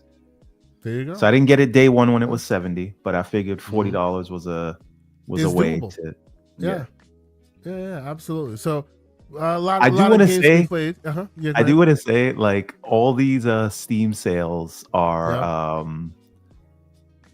they're making Dragon Age like I feel like I'm resenting Dragon Age because now I add these new things to the library that I want to play, and I'm like, okay, all right, let me just rush through Dragon Age so I can go try Silent Hill and the other stuff I picked up. So this is another problem when you add too many things to your library. Yeah. But it's for those of us who know, like, if you're a gamer who likes the lulls. I love the lulls because that gives me a chance to delve into a game that I've always wanted to play but didn't have too much time to play. But the lulls are just far too infrequent these days. Yeah, it's becoming a problem. That is the part that's a little bit problematic, because it's like this amazing game you have to play, that amazing game you have to play, every other amazing game you have to play, right? And then it makes the lulls fewer and far between. Speaking of the well, before you move on, though, I wanna ask Tay, what is on your radar? What do you think you're going to be playing for the rest of the year? That's an interesting question. Because we're going into Um, December. There's a high possibility that I actually might end up just going to Baldur's Gate after I finish Metaphor. I'm just not too sure, but I'm going to give Indiana Jones a try. You are like because- one monster game after another monster game. You just enjoy that 300-hour epic. That's pretty amazing. much. But Indiana has a good shot based on the reviews. If it's good, it seems like I think Ryan McCaffrey called it a adventure action game, something to that tune. So that's something different. That's something new. I was really getting King Kong vibes. I don't know if you guys played the one on the PS2 and GameCube. I remember. Monster Island, like it was such a good game, and I think Indiana kind of feels like. I mean, from what I can see, it looks like that. So there's a chance I might be playing Indiana or Baldur's Gate 3, either one of those. Interesting. So for those who want to know real quick, my recent edition, and of course I've played these already, but I hadn't played the remastered editions. I had the original versions on EA Store, so I happened to get all 3 of the Crisis series remastered on Steam sale for, I think altogether, like really, I don't remember the exact amount, but it was like ridiculously cheap. And obviously it becomes a problem, but the library is growing exponentially every day. But it's so much fun because at some point, when you do have your lulls, then you can jump back into the fun old library, and if you're a grazer like me, I always am looking for different games for different times of day and different times of moods and whatnot. And this helps me do that without having to pay top dollar. So this, I guess, is our PSA for those of you who happen to enjoy the handheld games or the PC games. The Steam sale is upon you, and with it come really interesting deals. And by the way, for those who are sitting there going, why should you bring up this topic for those of us who are only on the console main? $337, the Steam Deck LCD, right now during the sale. That is a monster steal, like freaking ridiculous steal. I think I even saw the 250 and the 64 gig one for like middle $200. Like that's just nuts for all that it can do. And obviously you may have to increase your storage or maybe add an SD card or something, but it is like a really awesome deal for any of my console gamers out there who are like, nope, I like my console, I'm not going to PC because I hear PCs are complicated.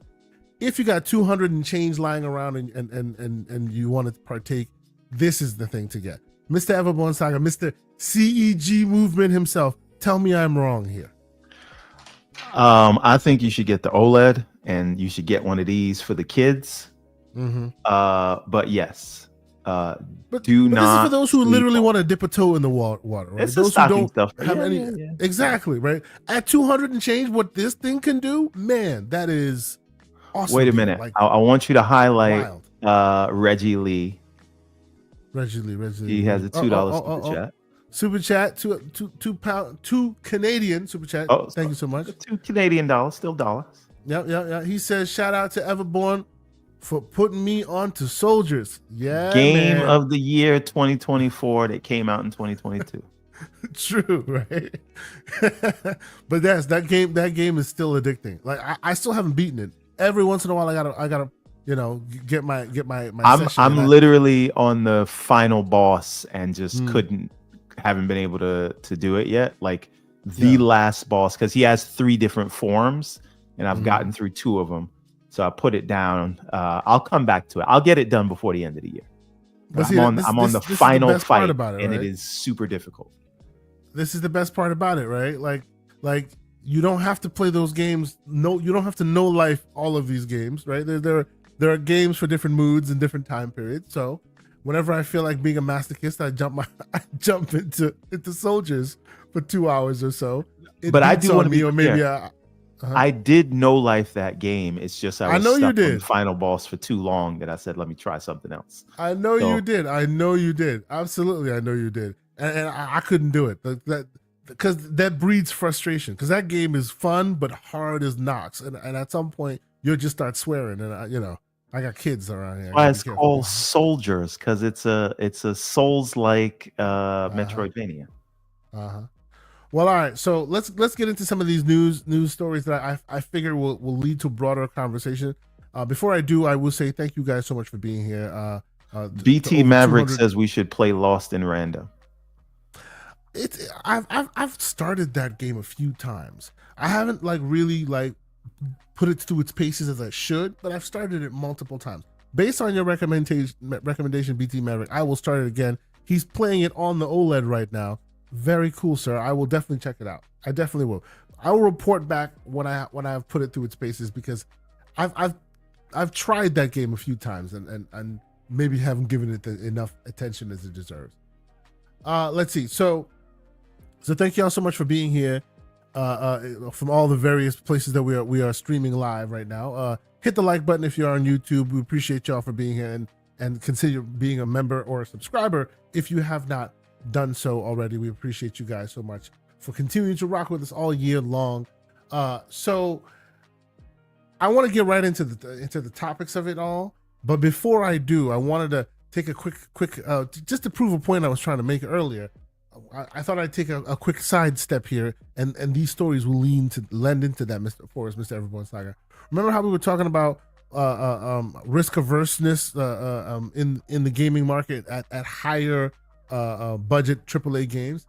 These two stories here quickly like really illustrate the point that I was trying to make, which is, first story, Meta, mixed reality game maker Meta, as we talk from a week to week basis on this show sometimes. They made a game to kind of show off their hardware. And what does it look like? It is a cheap knockoff of Wii Sports. I mean, just look at the cover of it. It is a cheap knockoff of Wii Sports. And I won't play it too largely just in case we're not allowed to use the footage, but like it really is. It's They're not like, Nintendo. hey, well, hey, you never know these days. It's like, hey, remember that? Remember berries? Remember those things? Yeah. Here it is, And don't and I know some have argued how many ways can you make a game of this type, but this one just has even the iconography is just like too close, right? And that's just one example. And then completely from the other side of the house, unrelated but still there. There's the light of Mutrum, which is literally a knockoff of Horizon Forbidden Sleep by some people's estimation. Okay, here's the thing. I Hold on. Let me just thread the needle real quick.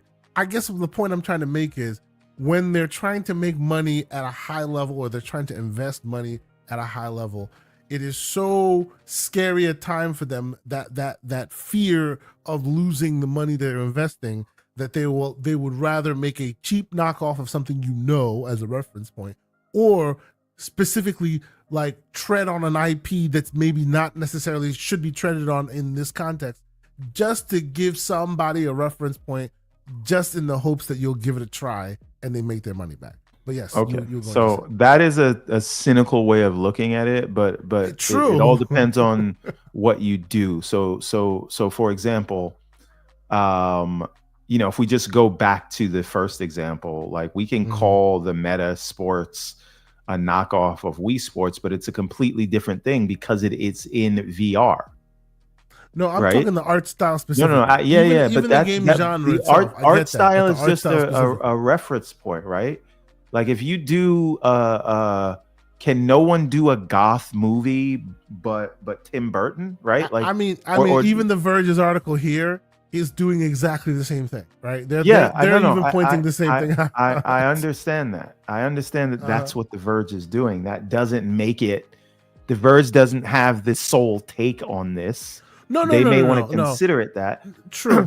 And here's my point is that I just saw this and had that take, and then saw that The Verge had the same one. But please, there is it is only a shameless knockoff if you don't do something new, right? So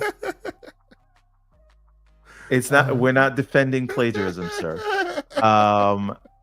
Like I'll just let the chat roast you, sir. All right, wait a minute. Are we saying that playing a VR game, there's no difference than playing a flat game? Absolutely not. That's not what's being said. Okay, so it is a completely different game because it's in VR. Would you agree with that? True. Okay. True. So there you go. Now, would you say Come on. that That's a Lies simplistic of view of P it, but okay. is Lies of P a shameless copy, No. or is it paying No. homage It is to, paying to a homage. certain style of But cool. Lies of Now- P's iconography is not a dead ringer for it or what it's paying homage to. Right? It's not even literally treading on the iconography to to an eyebrow raising degree. That's not the same. Right? They made their own thing using that art, using that reference point from a gameplay and even mood and detail perspective. Ty, and what are did your something thoughts here? completely new.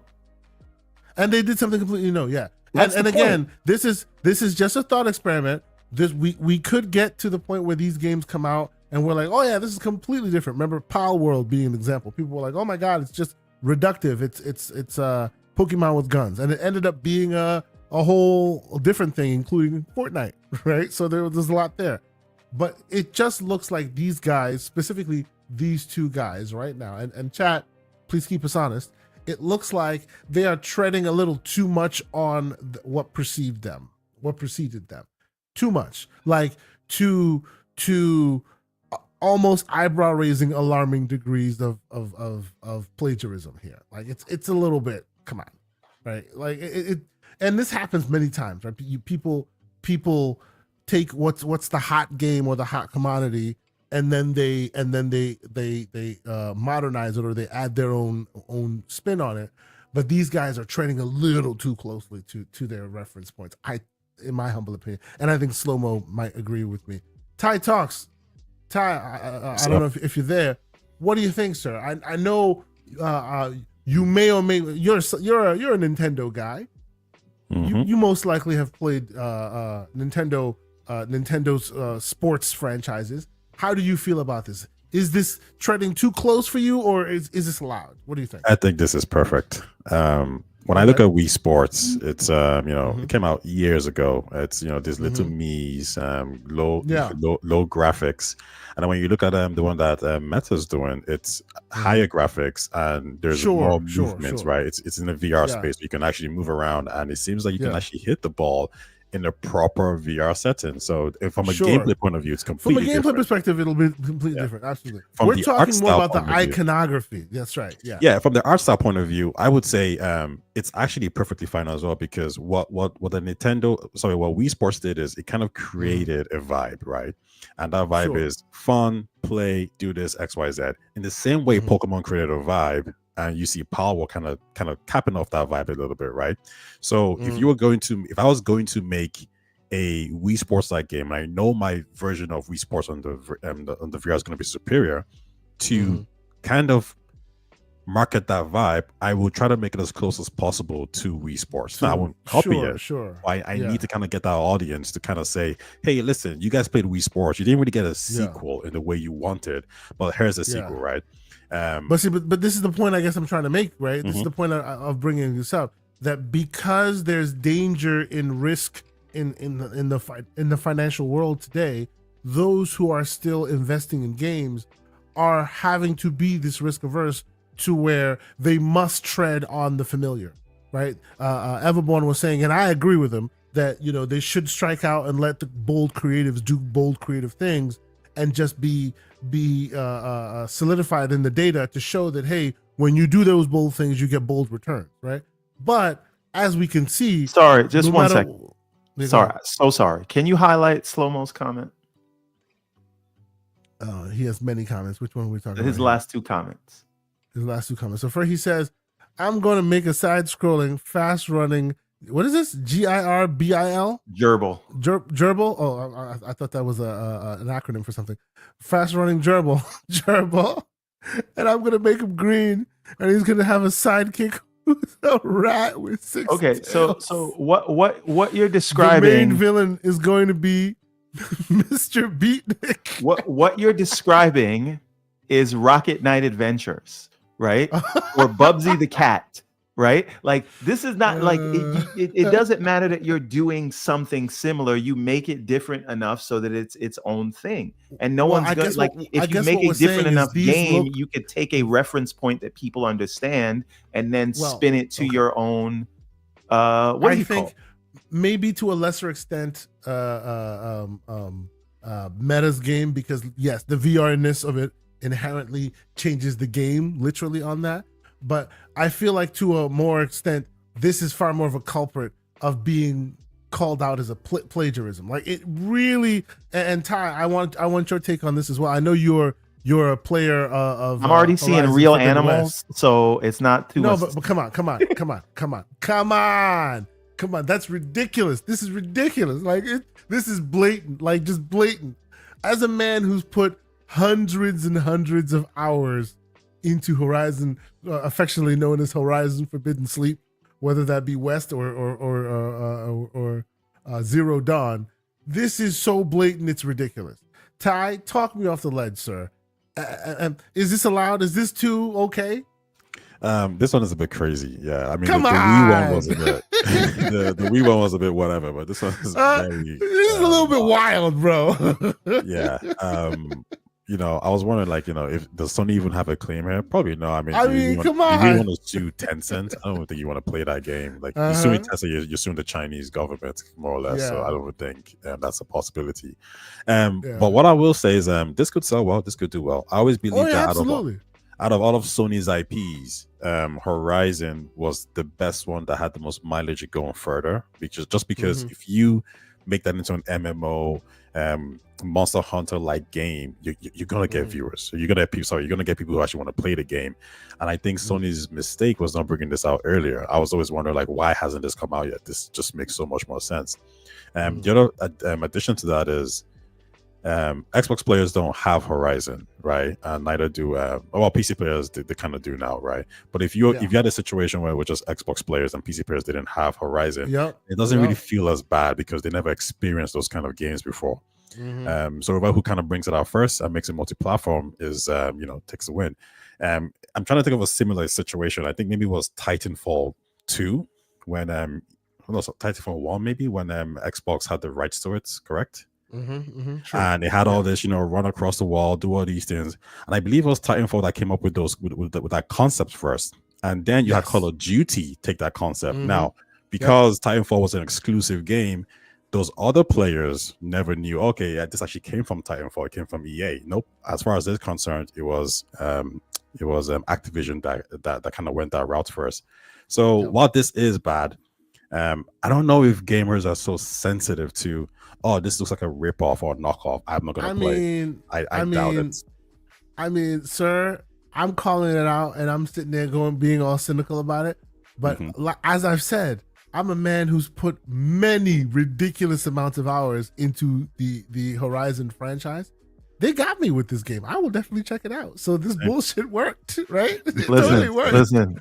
Here's my thing. It might be a blatant riff-off, but if their main protagonist has more personality than Aloy, I think it was all worth it.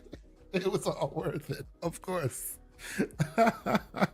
You know what I mean? Like, look. We can be cynical all we want about it, but I didn't know about this game, and I'm looking at it. I'm like, maybe this is somebody else's take on that kind of a formula. I would like to see how it works out. And here's the thing: will this be to Horizon what Pal World was to Pokemon? Yeah, who knows? Or is it not far off enough? Because this is going to be more of a service style game. It is going to be a survival kind of game, which does really well, especially on PC these days. Right. So if they are different enough and have a more addicting loop, I wonder if this could, like, what world would we be in if this does better numbers than Horizon? Is that even possible, or is it too much going to be looked at as a Temu version of Horizon? Low key, Horizon's one of their most successful franchises, so they have to put up some crazy numbers, man. I know people love like clowning Horizon, but there's a reason. Well, I guess what I'm speaking more to is the player counts. Like I think it like, has a chance to be really successful, but I think Yeah. Sony's problem is they're looking to make an MMO version just like this as well. That's gonna have to be Yes. the same concept. but Yes. So now they're gonna have to like basically be fighting this this knockoff. But- If you're gonna call it but that. but here's the problem though. What this and whatever Sony's going to do is going to have to fight is Monster Hunter. Yeah. Absolutely. And Absolutely. if you're gonna make a Monster Hunter type of game, like I don't think the art style is gonna save you. It's gonna be who can have a more addictive loop than whatever Capcom is doing.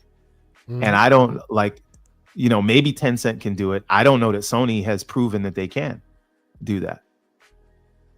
I think I the art mean- style is gonna be a differentiating factor here, just because when I think about Horizon, it really got my attention. Like robot dinosaurs, right? That was pretty cool. If you're gonna go up against Monster Hunter, you need to look different, but you probably need to play somewhat similar. And I think when you think about Horizon's gameplay, I actually think it's one of the best gameplays that Sony has. The bow and arrow. I don't disagree. I don't. Yeah, I don't disagree. But does it work as a non-action RPG? Does it work as a game that people are going to come back to? Yeah, I think and that the loop in play Horizon was always good. I think the combat was really well done. With the tear mechanic, ice mechanic, fire mechanic, it was really, really well done. And I think that would easily translate to a life service game where you can, dress up your own character, create a character. You can, have different armor sets. You could basically just make it Monster Hunter, just change the way the game looks. And I think you're onto something. But I don't think this is ever going to beat Monster Hunter. But I do think the Monster Hunter fan base is looking for something different. The problem that this is going to have is if this game comes out before Sony's Horizon MMO game, they're going to be competing with that. I think that's going to be the problem. And especially if this game is actually good. Now you're going to have a problem. That's an interesting point, because it may very well not cannibalize Monster Hunter, but they will definitely cannibalize each other. Well, so Right? remember, real quick, the reason why Monster Hunter is super popular is kind of like Elden Ring in that it has a high, steep learning curve. To get in, it's famous for needing a Sherpa, right? The weapon you choose is super, super, super critical to defining your playstyle, and it's very different from the other playstyles. Like I've dabbled in Monster Hunter, probably to a lesser degree than many in our audience, but at least that is my understanding. And battles last for hours on end sometimes because you need help to take down really big monsters, beasts. This game, in comparison to that, my experience with the Horizon franchise, if that is what this is cribbing from, is Fisher Price, Daddy's first Monster Hunter game. It is very much shallow in its combat pursuits as compared to Monster Hunter. And that's not to disrespect Horizon, because I really do like Horizon's combat, but it's very empowering. It's very one-to-one, quick, instant gratification. It's not sweaty. Yeah, it doesn't take you 45 minutes to take down one beast. It can, some of the really big hyper monster things, but they're few and far between. Whereas in the Monster Hunter parlance, that is the whole game. The bigger, badder, longer challenge. Let me ask how you another well you can master your weapon. Right, this is a different style of game than that. But yeah, you were going to say, do we have to factor in the regional elements here, to where look at the kind of numbers that Black Myth Wukong did. Yep. Right, and now this is going to be made by another APAC developer. And the game's presumably going to be designed around the things. And I'm sure Tencent knows all too well how to appeal to that region in the market. Does Guerrilla know how to make something? Lingering? Yeah. The First Descent, yes, right? Mm-hmm. So does Guerrilla know how to speak to that region of gamers same way that Tencent would? And it makes me wonder, if this does come out, maybe this is going to just boast higher numbers just because of the same reason Black Myth did. Yeah, absolutely. And JD what is the Gamer- knock-on effect of people seeing it, even if it's good, even if the numbers are good, at least to start, for Horizon's rendition of this kind of MMO style game? If people see it's being trounced by another one that's similar, will they stay with it, or will they go with not a good look. what's in the in crowd, right? Mm-hmm. I think the timing is going to be very interesting between the release of the Horizon iteration and Do this. you think Sony forces a trailer out earlier just to kind of compete with this, to kind of let people know, like, yo, this is coming out soon, like ignore that other stuff? This is the other problem, right? I don't know how bold they're going to be with their trailers and stuff after Concord, right? They have to be very careful what they put out and when, and forcing anything right now after what happened with Concord. And I know they want different quality gates or whatever, but like, I think they're going to be very reluctant to show something that that they don't feel like it's going to hit. Like, you don't rush this thing, because if you do, you could end up with another Concord situation. So you got to make sure you get it perfectly right. And are they going to let this? Now they have pressure force their hand from someone. Yeah, they have pressure literally from someone wearing their clothes, but with more experience in the live. And again, it's not arena. even to say, whether they can make a good Horizon MMO.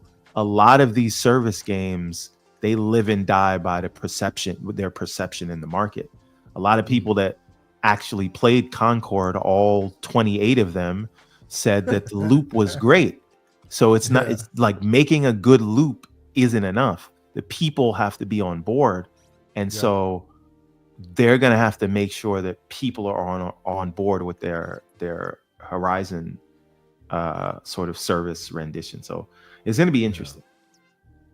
So JD Gamer with a $5 super chat. Shout out to JD Gamer.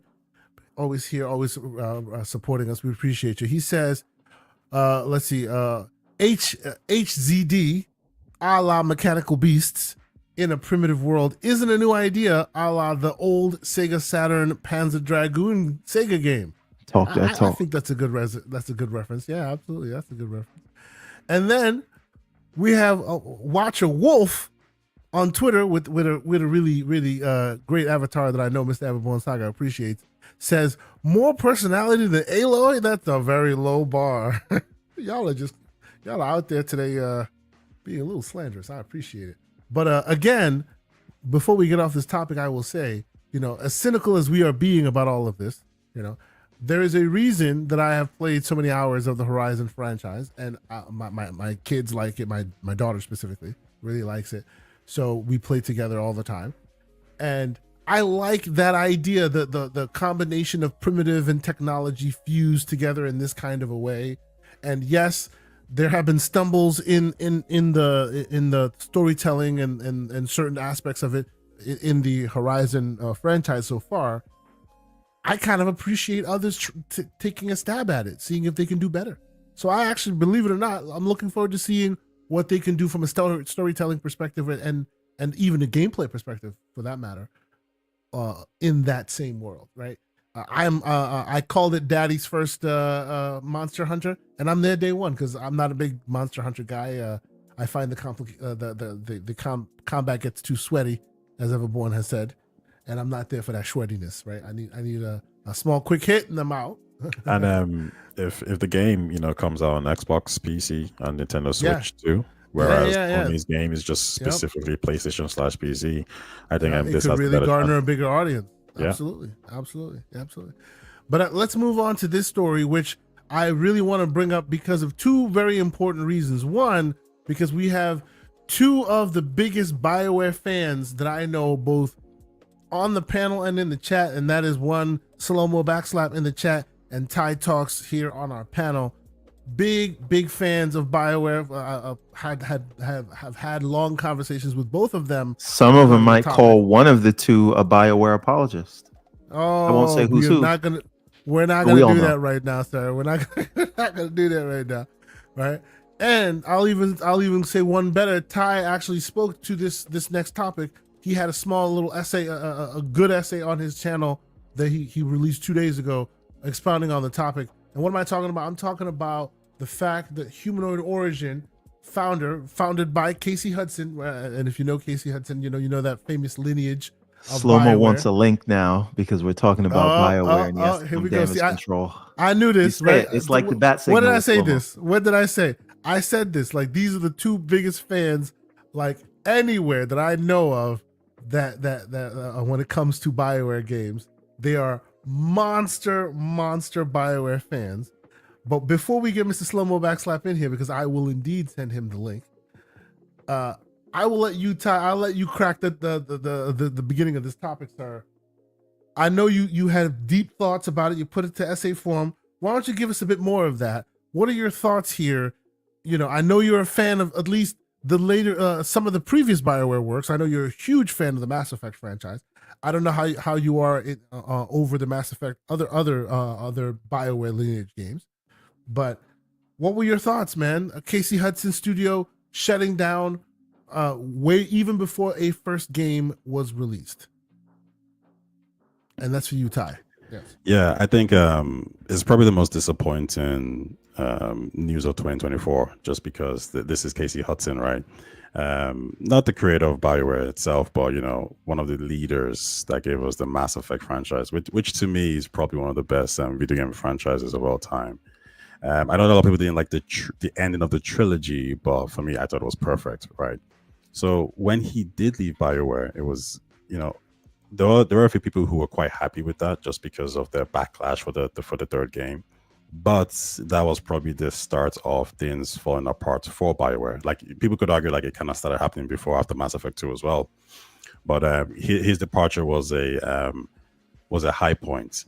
Now, Humanoid Origins, they changed the name, I think, a few years later. Started development, I think, in 2021 or so. I think that's when it was created. And so it seemed like probably even at the Game Awards, we would get some type of trailer or some type of announcement from them. And that just didn't happen because, they're shutting down.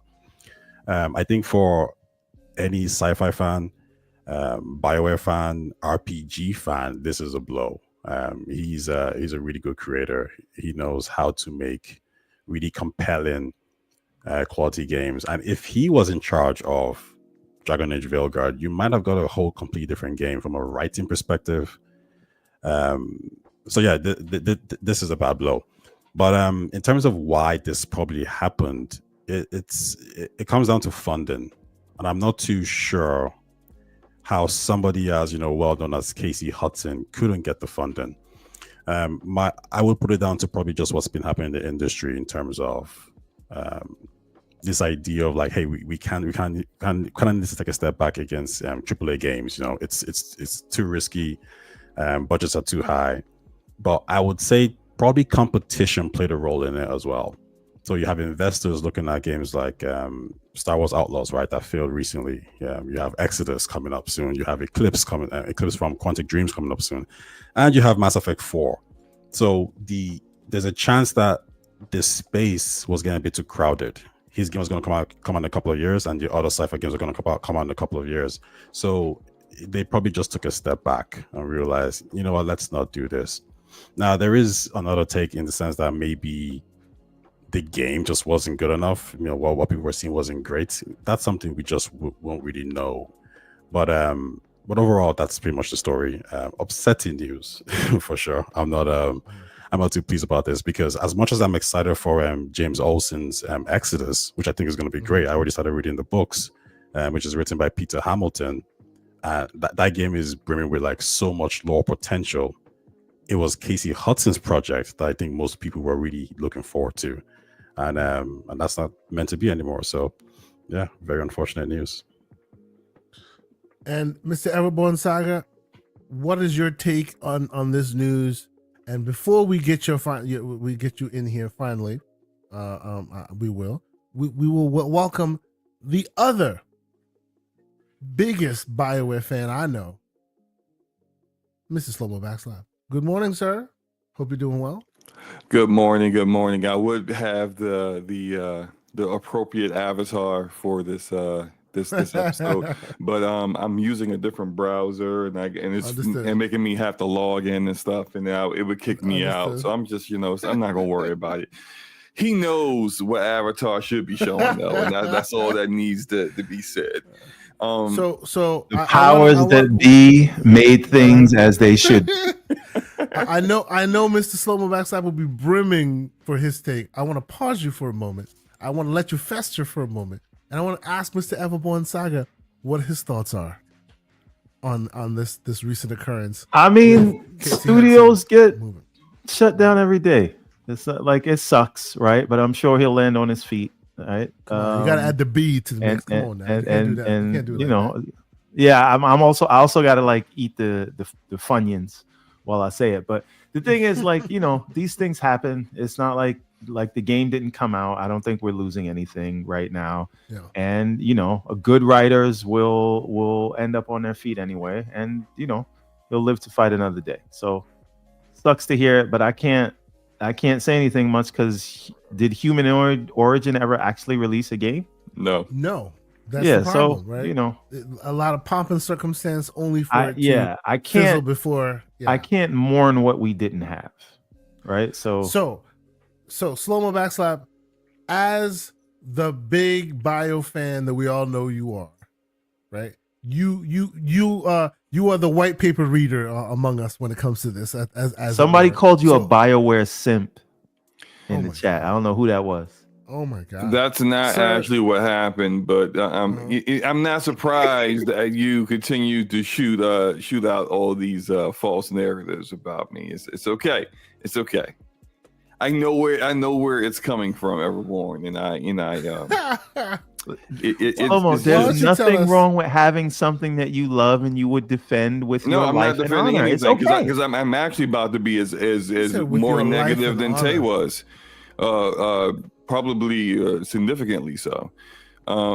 So yeah, go ahead, man. And this goes to how whenever I say anything negative about BioWare, it's completely ignored. And as soon as I say something where people are clearly saying things like there's a bunch of American accents in the game that doesn't have a bunch of American accents, I'm a defender and a stand, even though I ask you, well, which accent is American accent? You can't tell me. Anywho,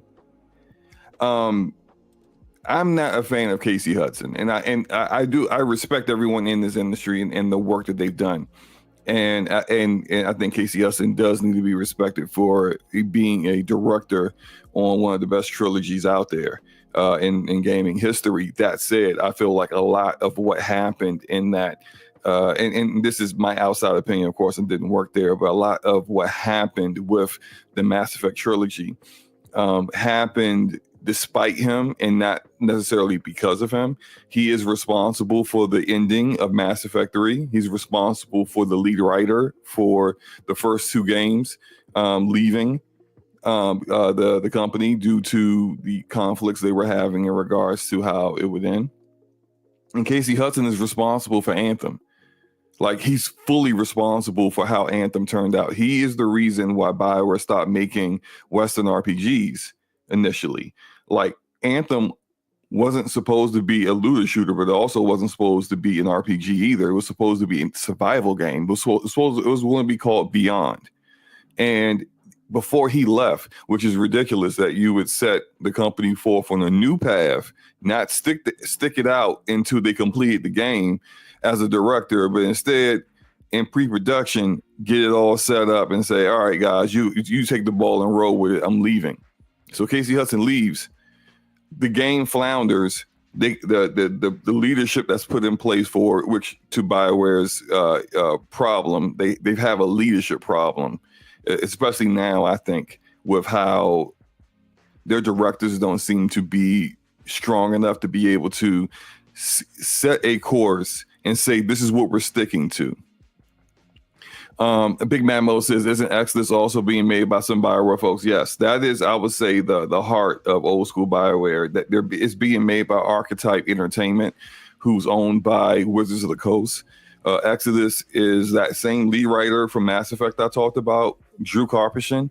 He is the lead writer for Exodus, as well as the main director. The founders of the studio were some of the biggest directors that were on Mass Effect. So that's that's the spiritual successor to Mass Effect. And the game, if you guys recall the last Xbox show that they did with like a third-party showcase kind of thing a few months back, they showed a action RPG called Eternal Strands.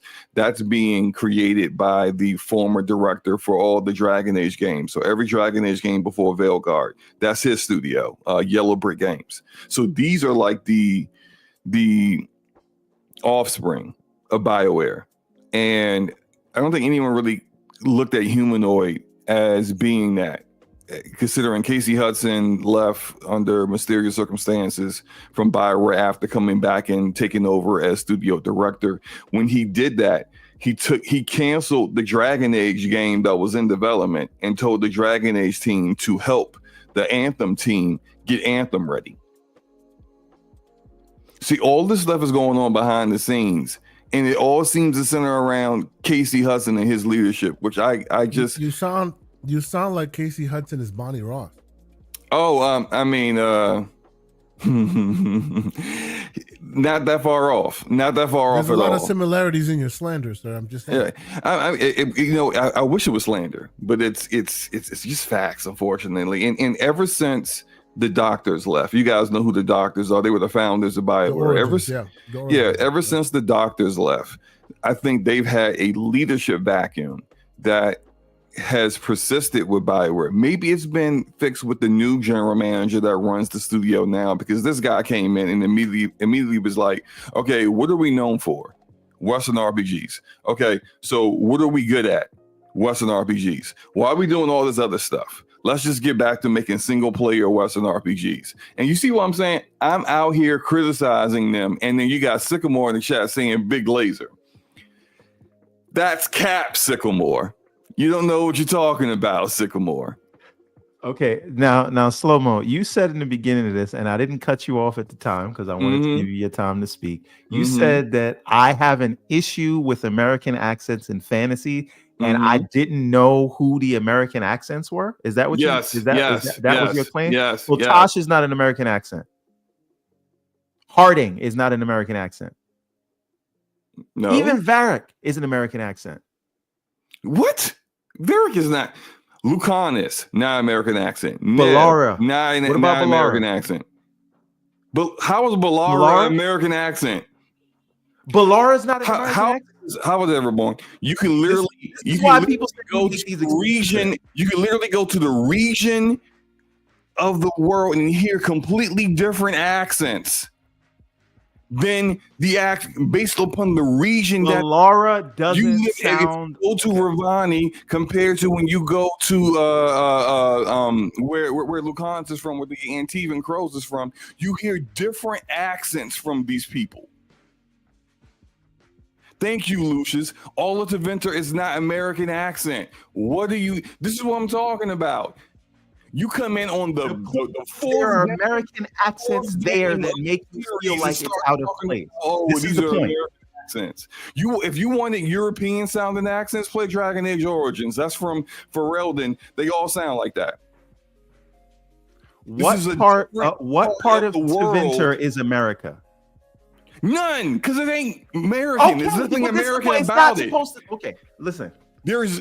This is fine. I am just trying to explain to you that this is why people say you make excuses for them. This is all I'm saying. I'm disagreeing with you. You forget everything I've said about BioWare for the past 5 minutes. I'm just defending them. No. That's emotional. No. That's not.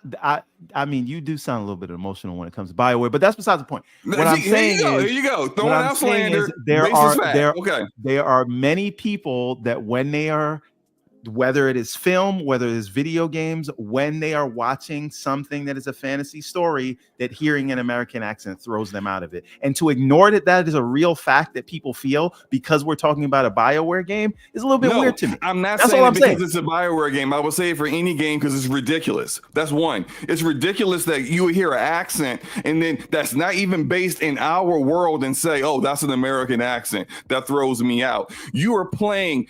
Did you play the previous games? No. You are playing. I just told you game. I finished Inquisition. What are we talking about? Okay, here? all right. So if you finish Inquisition, you're just throwing out accusations. Wait. Half of Inquisition takes place in Orlais, where they have French accents.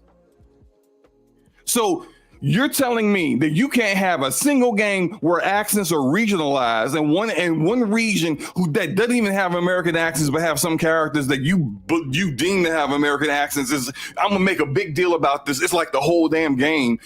Everyone has American accents. And Sycamore, we're talking about glazing. Sycamore is glazing you in the chat like you're Kojima and he's Jeff Keighley.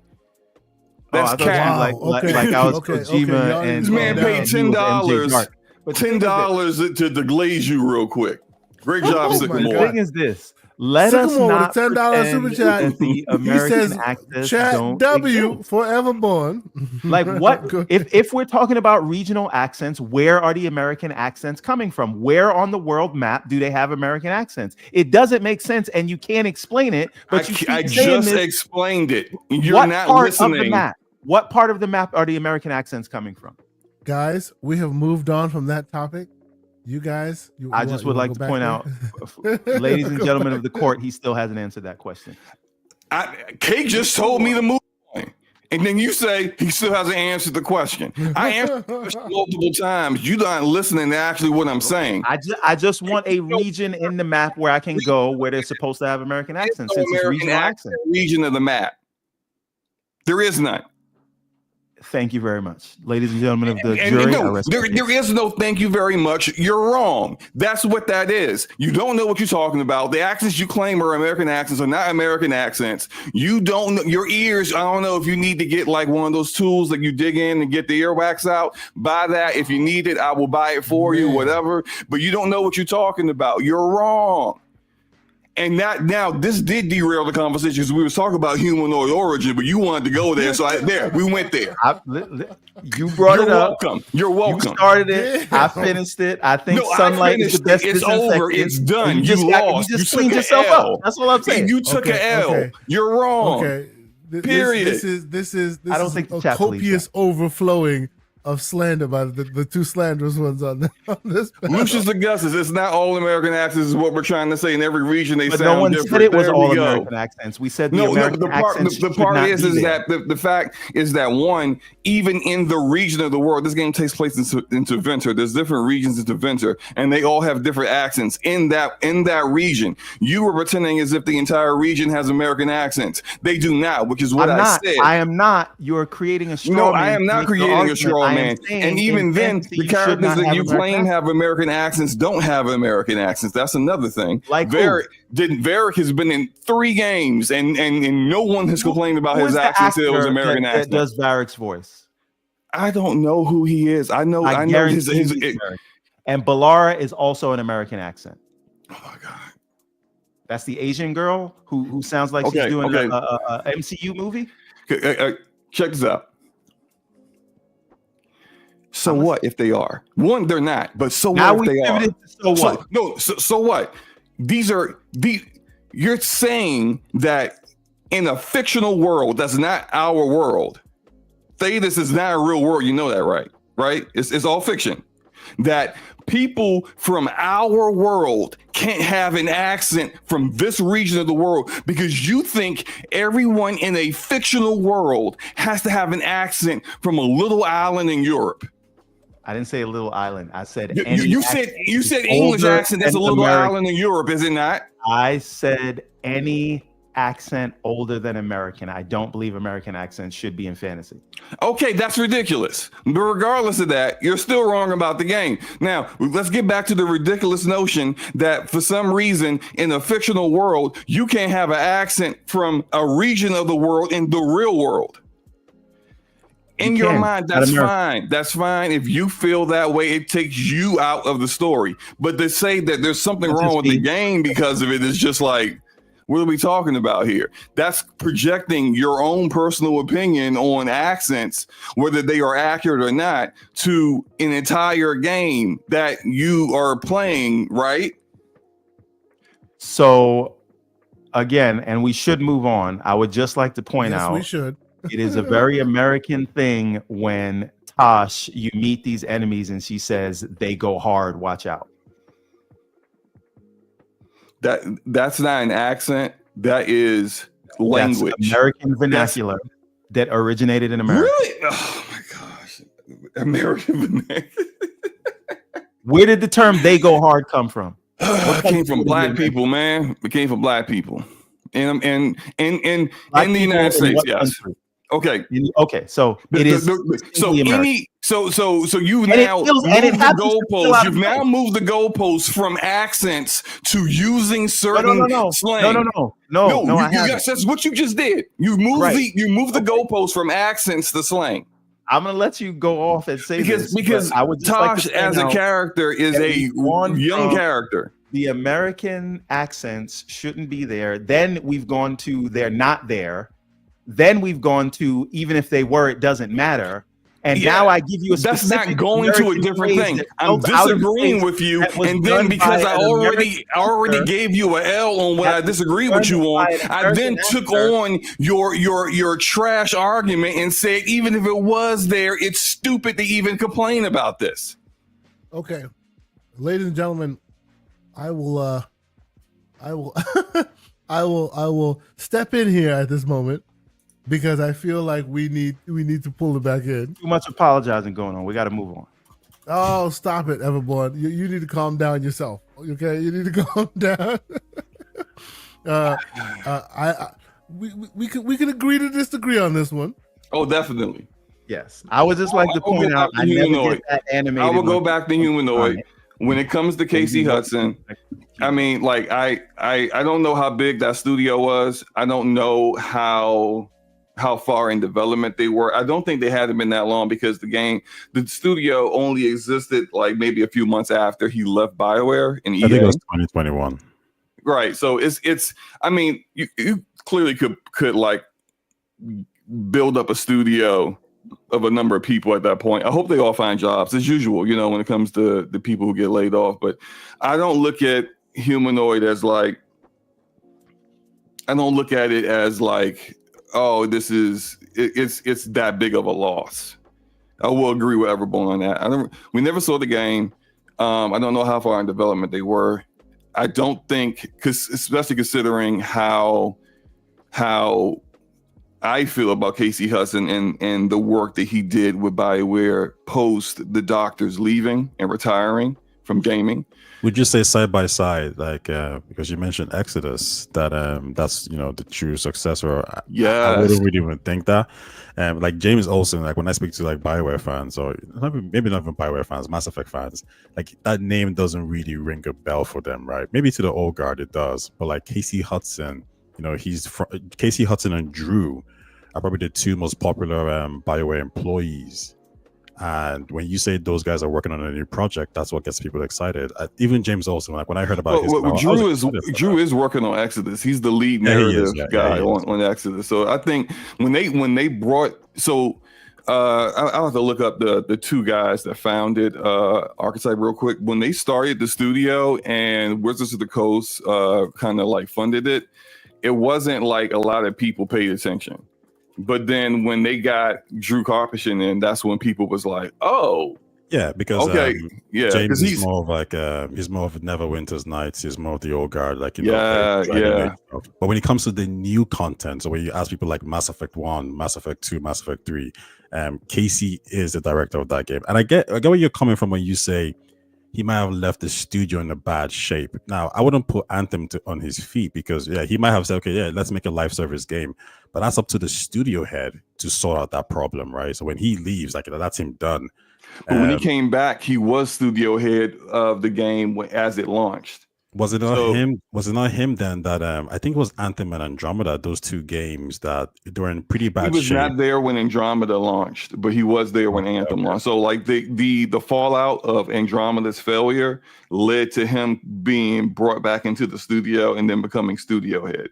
The previous studio head, I would say, he does have a lot of blame at his feet for how things turned out after that. I think when it came to them, they EA was putting a lot of pressure on them to use Frostbite engine, which Frostbite engine now with Veilguard, it looks fantastic, right? But that's like a decade of them using the engine, building up the tools that they needed to actually make it work. When they first were forced to use Frostbite engine back in like 2012, it was just a first-person shooter engine. It didn't have any of the necessary tools they needed to make a RPG. And so they had to build a lot of that stuff, and to varying degrees of success. With Inquisition, a success. With Andromeda, definitely not. And I've seen footage of them, the upgraded version of Eclipse engine that they were working on for Andromeda before the Mass Effect team got taken off of that to do Anthem. And they put their basically support studio on Andromeda, and they kind of failed to be able to deliver on a quality product. The vision, like what it was like a particular side mission, and I saw someone had taken after Andromeda came out that clip from the Eclipse engine that was unreleased, and then the actual finished product from that was under Frostbite that came out in the actual release, and it was just night and day. The animation, the visuals, it all looked better with Eclipse. And it's just I think a better leadership would have been able to push back effectively the way the new current general manager has, and maybe Respawn and their success has helped him have some kind of leverage there to say you can still make single player games and they'd be successful, because that was the idea that EA didn't think was possible anymore. But the current general manager has got them on the path of, we make single player Western RPGs. This is what we do. It's our identity. And you look at like other studios that come from the same family tree of Interplay with Obsidian. When we see an Obsidian game, sure, there's Grounded, which is a little different, but Grounded was good. But like when we think about Obsidian's making a game, we automatically have an idea of what that game is going to be, and we thinking like a tight narrative, great characters, great story, Western RPG. When you think of Bethesda, you're going to have a big sandbox. It's going to be a big Western RPG. It's going to have a lot of freedom to do what you want. There's certain like footprints that you would just expect it for a studio to keep following in. And I feel like with BioWare, they completely missed that. They lost their identity of who they were, trying to make games that they didn't really have the talent in studio to make. And I wouldn't really didn't put make them to BioWare as much as maybe EA wanted them True. to. I mean, not even True. EA. Everyone was going towards this live service approach, right? So, Mhm. and the teams just weren't equipped to make those games. When I look at the new, so like when we talk about like BioWare now, I think you said it there yourself that I think it's EA refocusing on single player games, and these games actually do well. They actually sell. So let BioWare do exactly what they what they're good at making. So even like going back to Casey, I think even he would have had to succumb to EA's will to make a live service game. So I think BioWare's they're in a better position now anyway, just because EA is kind of like let them do whatever they want to do. It's just I think the maybe where we're disagreeing is this idea that James Olsen's team and that game that Archetype is making was always going to be more exciting than Casey's game. Like if you speak to any because I mean they're making a sci-fi game, right? And James Olsen experiences more Neverwinter's Nights. It's more the older games, whereas the newer games he wasn't really as involved as Casey Hudson, right? So it just makes sense that Casey would be that person that people would look to say, yeah, this is the guy who made Mass Effect 1, 2, and 3. Now the ending for 3 wasn't great, and maybe him and Drew had a problem there. But even at that, it was a whole new, it was a new writer who came in. So they threw out Drew's idea of the whole dark the whole Dark Martha theory. I don't really blame Casey for that. I can see why people are angry with the endings because it didn't, take into people's choices or endings into consideration.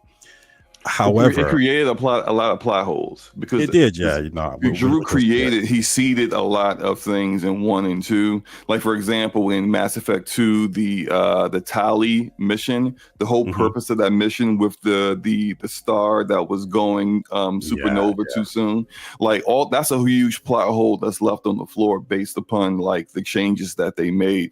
It's just when you.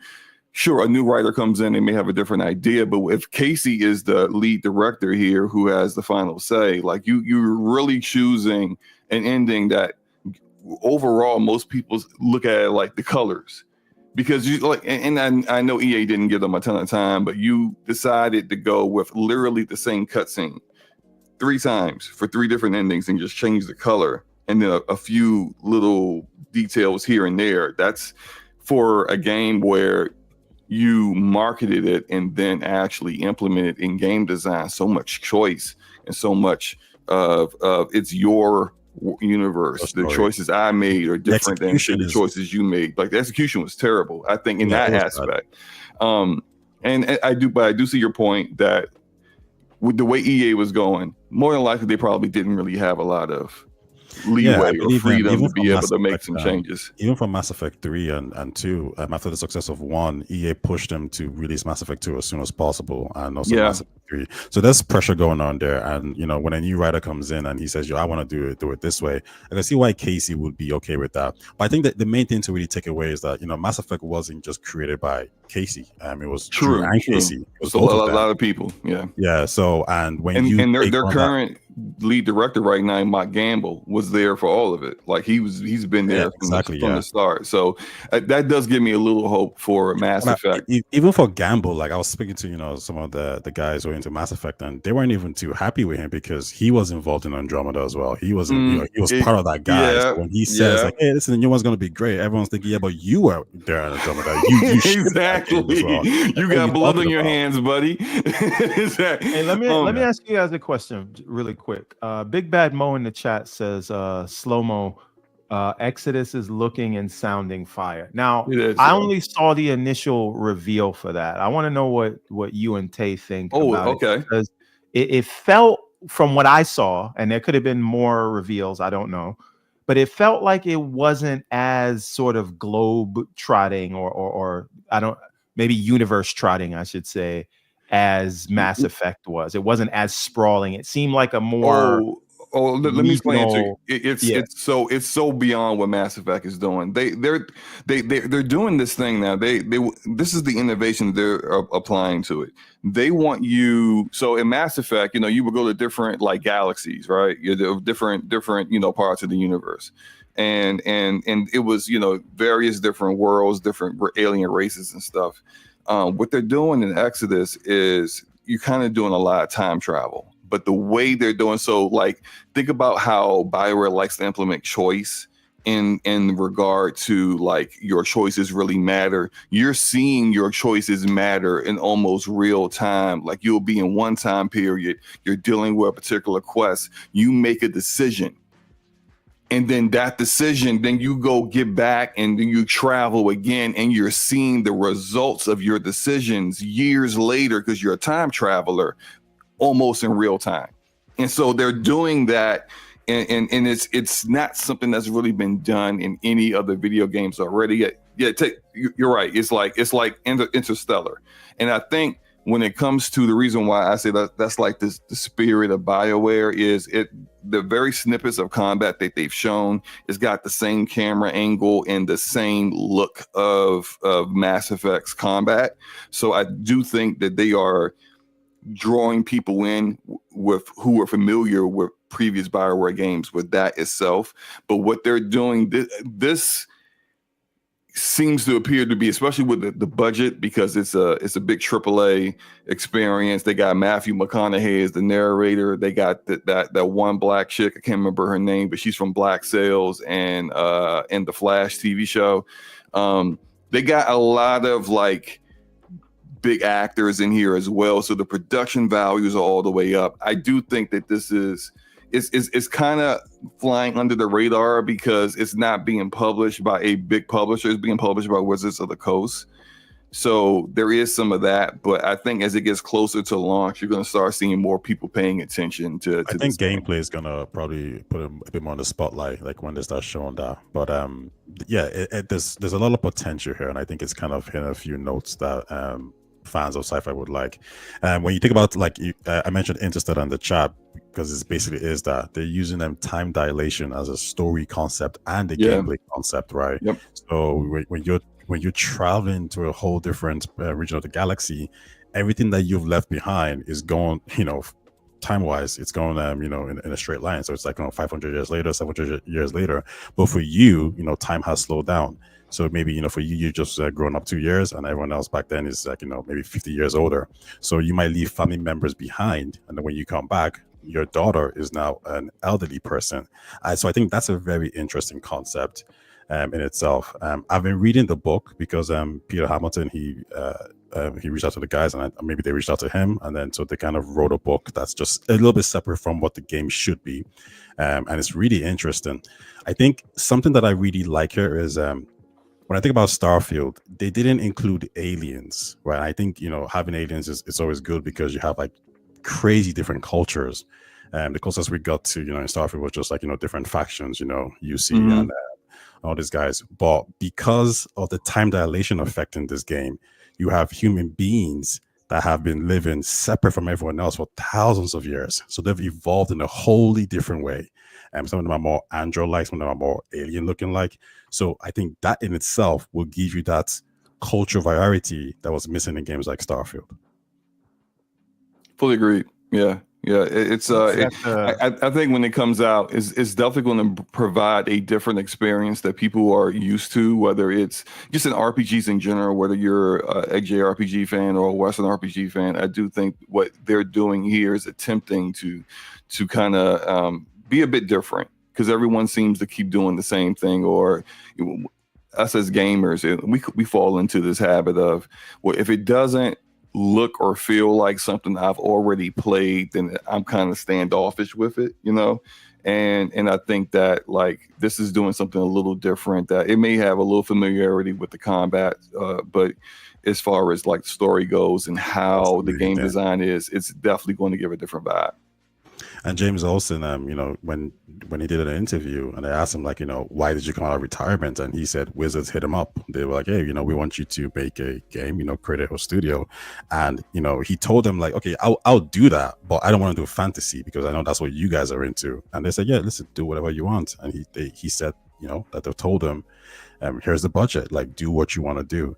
So I think that kind of signifies that the game, whatever happens to it, it's going to be Drew and him.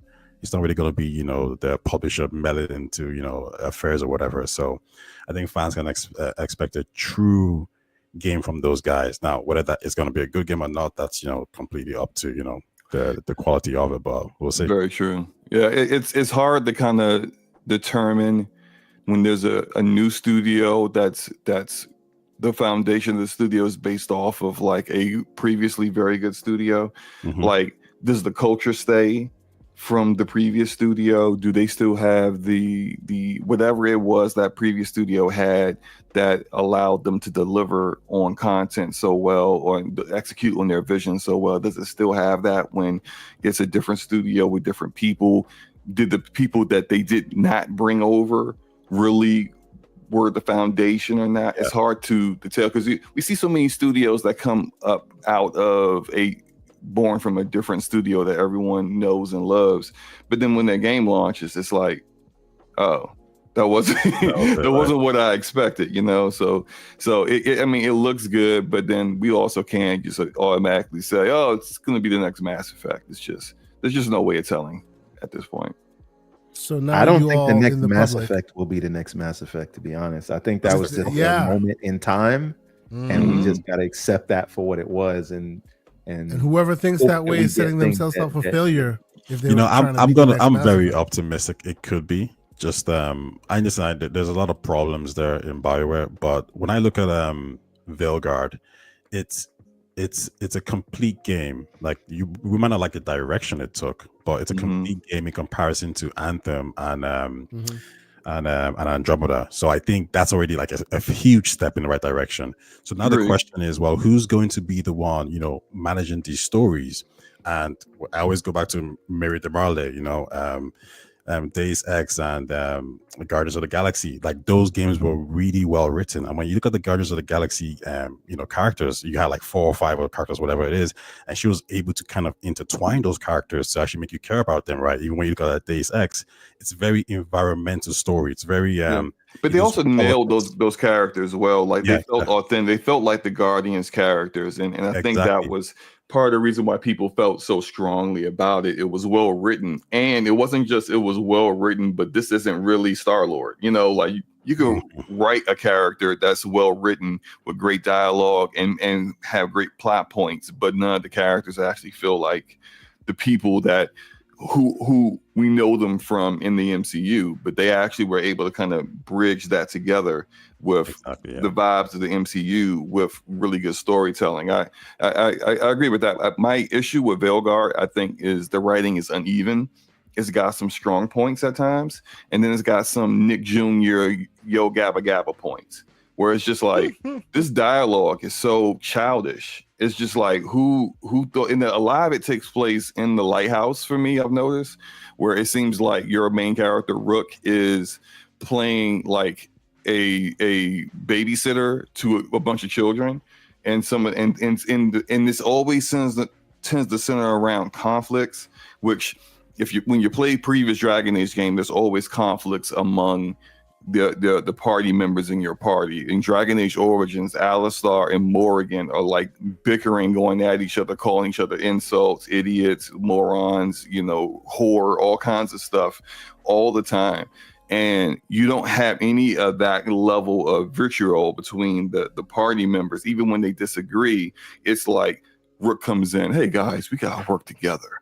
You're right, Rook, let's work together. I'm going to start learning more about you, Tosh. Okay, Tosh, what do you like? It's like this ain't like real dialogue. It's too easy to resolve conflicts. It doesn't really let me ask you this question, right? When the 2 dragons attach and you got to choose which city to go to, does it get it? Because that's fine and that's a meaningful decision. But is there anything where they expand on that, where you just have to choose between 2 bad options kind of thing? I don't. Well, yeah. Later on in the game, much later on in the game, you do have to make a choice where there is no really like good. I'm not sure. I'm gonna try to be as vague as possible. I don't want to spoil it, but it's like there is no really good option. You don't really know it at the time, but later on, once you look back at it, you're like, oh man, I really didn't have any great choices there. But it's not as much like in the expansion for Origins, Dragon Age Awakenings. It's like that's like 20-hour expansion where everything's a bad option. You're just trying to find the best solution for these equally terrible situations. But it was the way they set it up was fantastic. And in Veilguard, I think it's a little some of it is a bit like unfair to the player, because in the afterwards, like whichever city you chose to not really save is not really true, because you sent people there to whatever city you didn't go to. You sent people there to defend it. They make it seem like you just abandoned you left it abandoned, but it's not true. You split the team up. You are the leader of the team. You sent half here, sent the other half there. But wherever you didn't go, look at you like you're directly responsible for their plight, which I thought was, from a plot perspective, was not good. Yeah, because like the people, the NPCs, and the people who are angry at you should not have any kind of knowledge to know that you should have been the deciding factor in where you went. Yeah, but you're also not from that place, like that. Like you didn't have depending on your origin. You could be from Dogtown or Treviso, but you're not there from there either. So, but I do like that they include the dialogue, because with my mage, I was from Dogtown and then chose to defend Treviso, and Oh yeah, people definitely didn't let me hear the end of that. Like it was like multiple times throughout the game. They were just like, "Yeah, you just left us to die, and you from here. So what was good?" And I'm just like, "Oh, they actually added that wrinkle in there, but it still doesn't like some random dude on the street should not have that information. That's right. Yeah. That's Rook. He could have defended us. Dude, who are you?" Quickly, Slow-mo, to the point that you made there. Have you also noticed that they say a lot of their quippy dialogue, the back and forth banter, they reuse a lot of the same talking points over and over and over again throughout your time with them? You mean when you're like traveling in the Yes, hub world and they'll have yes. conversations among like, but they'll say the same thing multiple times as if they said it for the first time. Yeah, that's I think that's due to some of the lack of time. And although like people on the surface may be like, "What you mean lack of time? Like this, it's been a decade since the previous game." You gotta understand that like the first version of this game got canceled so that the Dragon Age team could help Anthem finish their game. Mm-hmm. When then that led to Mike Laidlaw, who was the previous director for the Dragon Age games, quitting BioWare and then starting Yellow Brick Games, which is Eternal Trains. Then Mark Dara took over. Mark Dara became the director of Dragon Age, who he ended up leaving before he got finished. But like when he first started it, EA was forcing him to make a multiplayer game. And so, then it went through multiple reboots. I suspect, and I'm not 100% certain, but I suspect what we have, the finished product here, is built off of the bones of a lot of different versions of the game, but story-wise, all that stuff may be like 2 years old in regards to getting it, like starting it, writing it, getting voice actors in, do the dialogue and move on. Because when you look at like the lack of meme options, the lack of renegade kind of like things to say. If you play a previous Dragon Age game, you could be the meanest jerk ever. You could tell people to kick rocks, leave my team. You could tell someone they ugly. You could tell someone you could tell anyone like any kind of mean things. You may not even personally feel comfortable even doing in the game.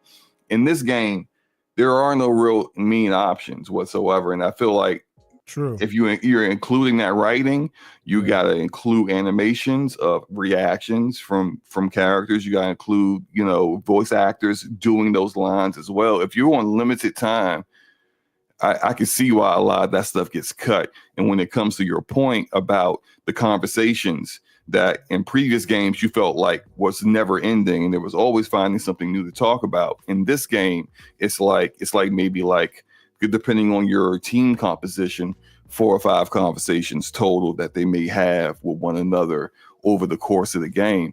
I feel like that's just a lack of time. Over and over, and you can hear the same things happen.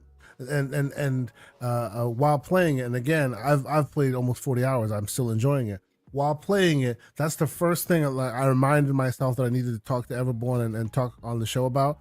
The idea of what next gen means to me. This is what I mean by that, right? Playing a game where you can have companions that roll with you that you never hear them say the same exact thing twice, right? Whether that be because they're leaning on AI or they have a voice library that they can draw from, whatever.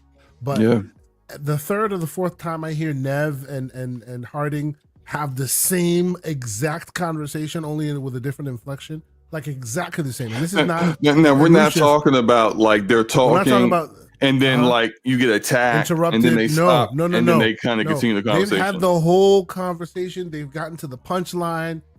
They've moved on, and then later on, the same exact conversation again, same inflection point, same thing, as if this is the first time you're hearing it. And I've heard it like 4 or 5 times. Yeah, in multiple senses. It's kind of unfortunate. It's unfortunate. Yes, it's unfortunate. Yeah. Like, and again, I think it's a lack of time for them with that. Yeah. I do think when it comes to things like the strand hair thing, which is a criticism of the previous Dragon Age games, was the hair always looked horrible in those games, like really bad. Even with Inquisition, even though like I think like visually, this game looks better than Inquisition in a number of different ways. Some people tend to like the art direction of Inquisition more, which is fine. That's a preference thing. But when it comes to hair, the hair in this game is the best looking hair I've ever seen in the game, period, which makes no sense to me. Like that, with a Frostbite engine of all engines, and a studio that's traditionally been not very big on that they went in so well with this. But I hope that we start to see, when it comes to next gen things, that's a next gen thing that I see from this game that I hope gets adopted more, whatever they're doing, to be able to make it so it's not tanking your game in the CPU. I would love to see that implemented with different games in the future. What's up? One area of improvement that I'd like to see in the next Mass Effect, I also think we should probably move on, is I don't like the facial emotions when you're picking your dialogue options, like the weird smiles that they have sometimes, or you mean the icon? You mean the icon that's there in the narrative wheel? No, not the icon itself. It means him actually delivery of the line. If he's about to say something, he always smiles. Rook always smiles in an odd way. I don't think even when he's delivering that. bad news. Yeah, they definitely didn't mocap it. Yeah, I think it's because it's not mocapped. So they didn't have they actually animated those things, which has its drawbacks. Weird. You're about to deliver bad news and you're smiling. I don't think that'll be the case with Mass Effect. I think they probably will mocap, because no, they probably won't. If you have, because they're going to allow you to have your own custom character, so you can't really you can't mocap. You can't mocap. What I felt from it was that they their facial animator has different emotions that you can put on the face while they talk.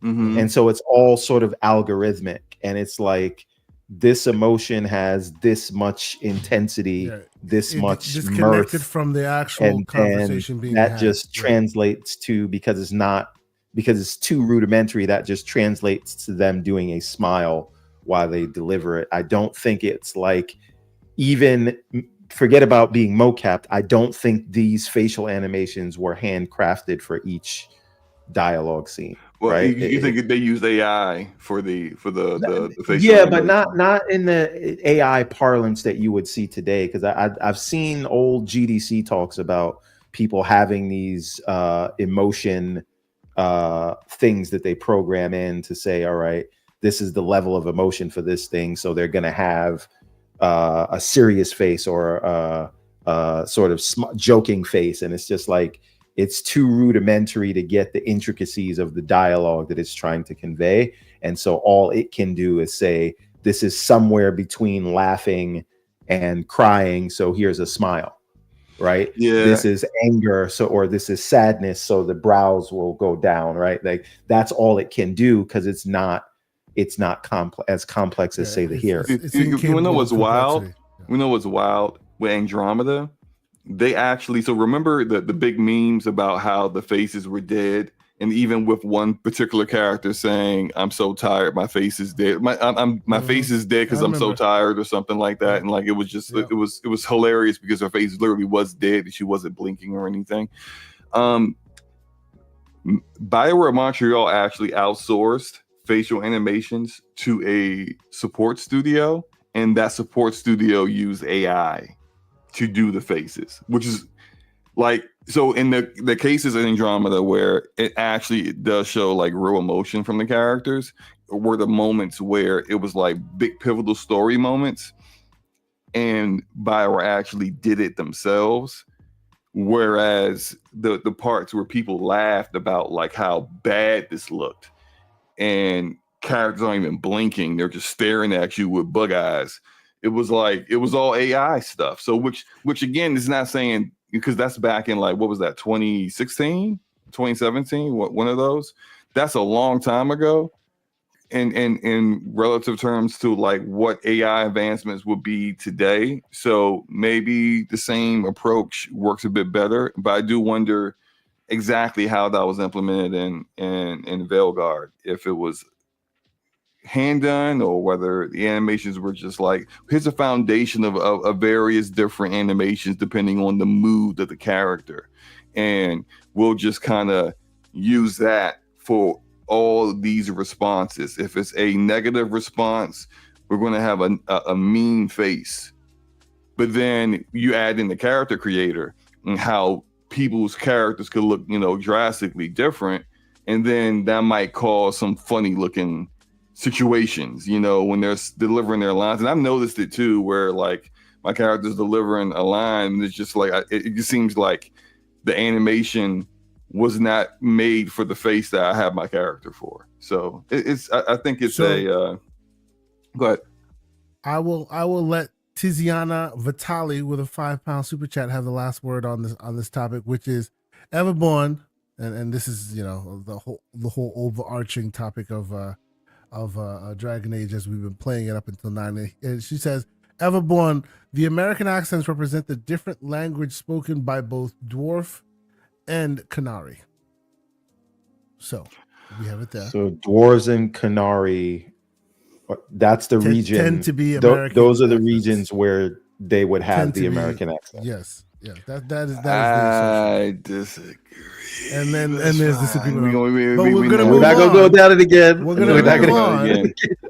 But I will say once again, thanks to over the 230 people watching. We appreciate y'all. We have one more story for you. It's the reason for the thumbnail, and I'm happy that Sloman was able to jump in here because I really do want his takes as well. Oh, I never saw the thumbnail. What is going on? Oh, you'll get there. You'll get there. Hit the like button if you haven't done so, and please consider subscribing if you're new here. We appreciate y'all so much for rocking with us on a Saturday morning. Well, almost Saturday afternoon at this point. But yeah, the final story that I want to bring up is basically based on a bunch of titles that we're seeing in the news stories this week with this news, right? And that is with Sony potentially entering the handheld gaming market properly, is this the new frontier? Nintendo has been ruling the roost for a while now, right? They basically have owned it. You can say whatever this handheld market became a thing or not. Some people will use the Steam Deck as the barometer for it. Others will go further, right? But there's definitely excitement in this specific segment of gaming now, the handheld market, right? And now with talks of Sony also entering the fray, and we already know that Microsoft is already some time already invested into this market. Is this the new frontier in gaming at a macro level, right? And I know at a micro level, some of us may or may not be big handheld gamers, are or are not for it in their daily lives. I'm looking at you, Slumma. But in the macro sense of it, is this the new frontier, or does this end up being 6-axis controllers slash what do you call it? Slash Kinect, where it becomes the word, the buzz, and then we move on and go right back to our old console ways. I will let you, Slow-Mo, kick us off here. All right, so I think it's a bit more than what just a cool accessory may be. I look at both, and I think this is only really kind of changing things for the console segment of the video game market. So you look at Sony, Microsoft, and Nintendo, and they are invested. When I talk about like a handheld, I'm not talking about like a Game Boy or a Nintendo DS that's strictly a handheld. I mean handhelds where they're hybrids. Like the Nintendo Switch, you can dock it and play it like a traditional console, or you could pick it up off the dock and play it and walk around, do whatever. We see PC handhelds out here doing a ton of that, and that's to varying degrees of success. We see some of them like we could say the Asus ROG Ally is a success in terms of its appeal. So is the Steam Deck. The Steam Deck OLED won the handheld of the year at the right. Awards. But I think when it comes to the console market, you have Nintendo who's fully invested in that. We don't quite know where Microsoft is with that. Like, I think there's some people who still believe we're going to get a traditional console in like 2 or 3 years in addition to a handheld. And then there are some people who feel like all they're going to do is make a handheld, which I don't know which way they swing with that. So I would say they're in the middle. And then you got Sony, who definitely is all in on the PlayStation 6. They're all in on a traditional console experience. Why wouldn't they King be? David hear you say that, man? Hey, I love King, but King wrong. This that 2% he talk about. He wrong, right? Oh, so no. boy. But I think, and why wouldn't Sony be? They kind of own that segment at this point. We can all acknowledge that when it comes to just traditional console sales, they got it. It is what it is. And now they're dipping their toe into the handheld arena again after taking a massive L to Nintendo in the past. I think they kind of see the market has kind of matured a bit more, and maybe they've learned some lessons, because I think with Vita, some of the ideas they had about memory cards and whatnot was too restrictive, and I think that they've learned since then. I hear you. But let's let no one take it away. And I know right now people have recent memories. The Vita was no joke. The Vita, I like anybody who loves handhelds, they have a warm spot in their heart for the Vita, right? It was a very sad day when when Sony stepped away from that handheld market, because obviously they had grown beyond it. Mm-hmm. So at least from that perspective, to me anyway, it's super exciting that they're actually, with this news of them potentially taking handhelds in a serious way again, because they are no jokes when it comes to putting I have a question for you. Yeah. Okay, do you think the success of the PlayStation Portal kind of was the decider on them doing a handheld or not? If let's say it failed, let's say no one buys it, it's like the PSVR 2. It's severely discounted down to like $100 because they can't get rid of them, and it's a massive L. Do they still make a handheld? So maybe an odd take from me, and I am one who owns a Portal now, and I actually I've been making use of the new cloud feature that allows you to play PlayStation 5 games just via the cloud without a PlayStation, right? Hashtag no PlayStation, no problem, right? I will say, I actually think your question, like, I can't answer it in a straightforward way, because I don't consider the Portal in the same way I do the handhelds. Kind of like I don't think Nintendo, although yes, at a macro level, absolutely they are a handheld competitor, and that's what they're doing. But because their use case is so specific, and even their development pipeline is so specific, and it doesn't touch on the general gaming aspects that you can get in, say, a Steam Deck or a ROG Ally or anything like that. I feel like there are different segments in the market, right? I feel like even if the Portal bombed, you can still look out at the ROG Ally X. You can still look out at the success of the Steam Deck and still be able to say, hey, maybe our failure was because we went too far in the G Cloud direction, right? Which is a streaming thing, but there's still merit to these local renderable like hardware profiles that people seem to be enjoying, right? So I feel like while it is a segment of the market, it is a useful metric, no doubt, to see that, hey, people are taking this thing on the go with them. That is a useful metric, right? But I don't think the hypothetical failure of a PlayStation Portal would then stop them from making, say, a Vita 2, because local rendering is a they were all in on this regardless of whether the Portal did good or not, or no, don't get me wrong, I don't mean it like that. I do agree with you that data that I say is useful as far as people taking their gaming on the go, that helps inform that decision. I think it's a combination of that data and also looking at the market and seeing the cusp on the cusp where A, Nintendo continues to own, and B, all the Steam Deck and all those others that are kind of on the edges. I mean, PlayStation has had to contend with the Steam Deck by sabotaging their own games to make it not work on the deck, right? Like, whether you like it or not, you got to deal with them. And I think PlayStation is dealing with them the only way they know how, which is compete. They're building their own. Now, I'm speaking from a place of ignorance here, because I haven't really I've used the Portal, but I haven't used the Portal like you have, or the owners of it. Do you think there is a significant number of people who are, and maybe this is why they made the update to allow cloud streaming for it that we're using the portal, connecting it to a Wi-Fi hotspot, and then connecting that back to their PlayStation back at home, away from home. Because to me, it's a device that it appears to me would have its most usefulness on your own home Wi-Fi. You can't use your TV right now. The kids are watching Netflix. All right, I'll just jump on the portal and I'll play whatever. Or I think to answer your question directly, it actually dovetails into a big criticism I've had of this thing from day one, which was, and this is based on my own personal experience, right? So as y'all know, I'm a handheld user. I use handhelds all the time. I have one or more handhelds in my possession at all times. I've actually sold a handheld recently, and I'm trying to renew my handheld collection. But when I'm traveling... Are you trying to compete with the Latin quarters? Is that what you're doing? Oh, absolutely not. Oh, no, nobody competes with Latin quarters. What are you talking about? Woo. My money ain't that long, bro. Calm down. No.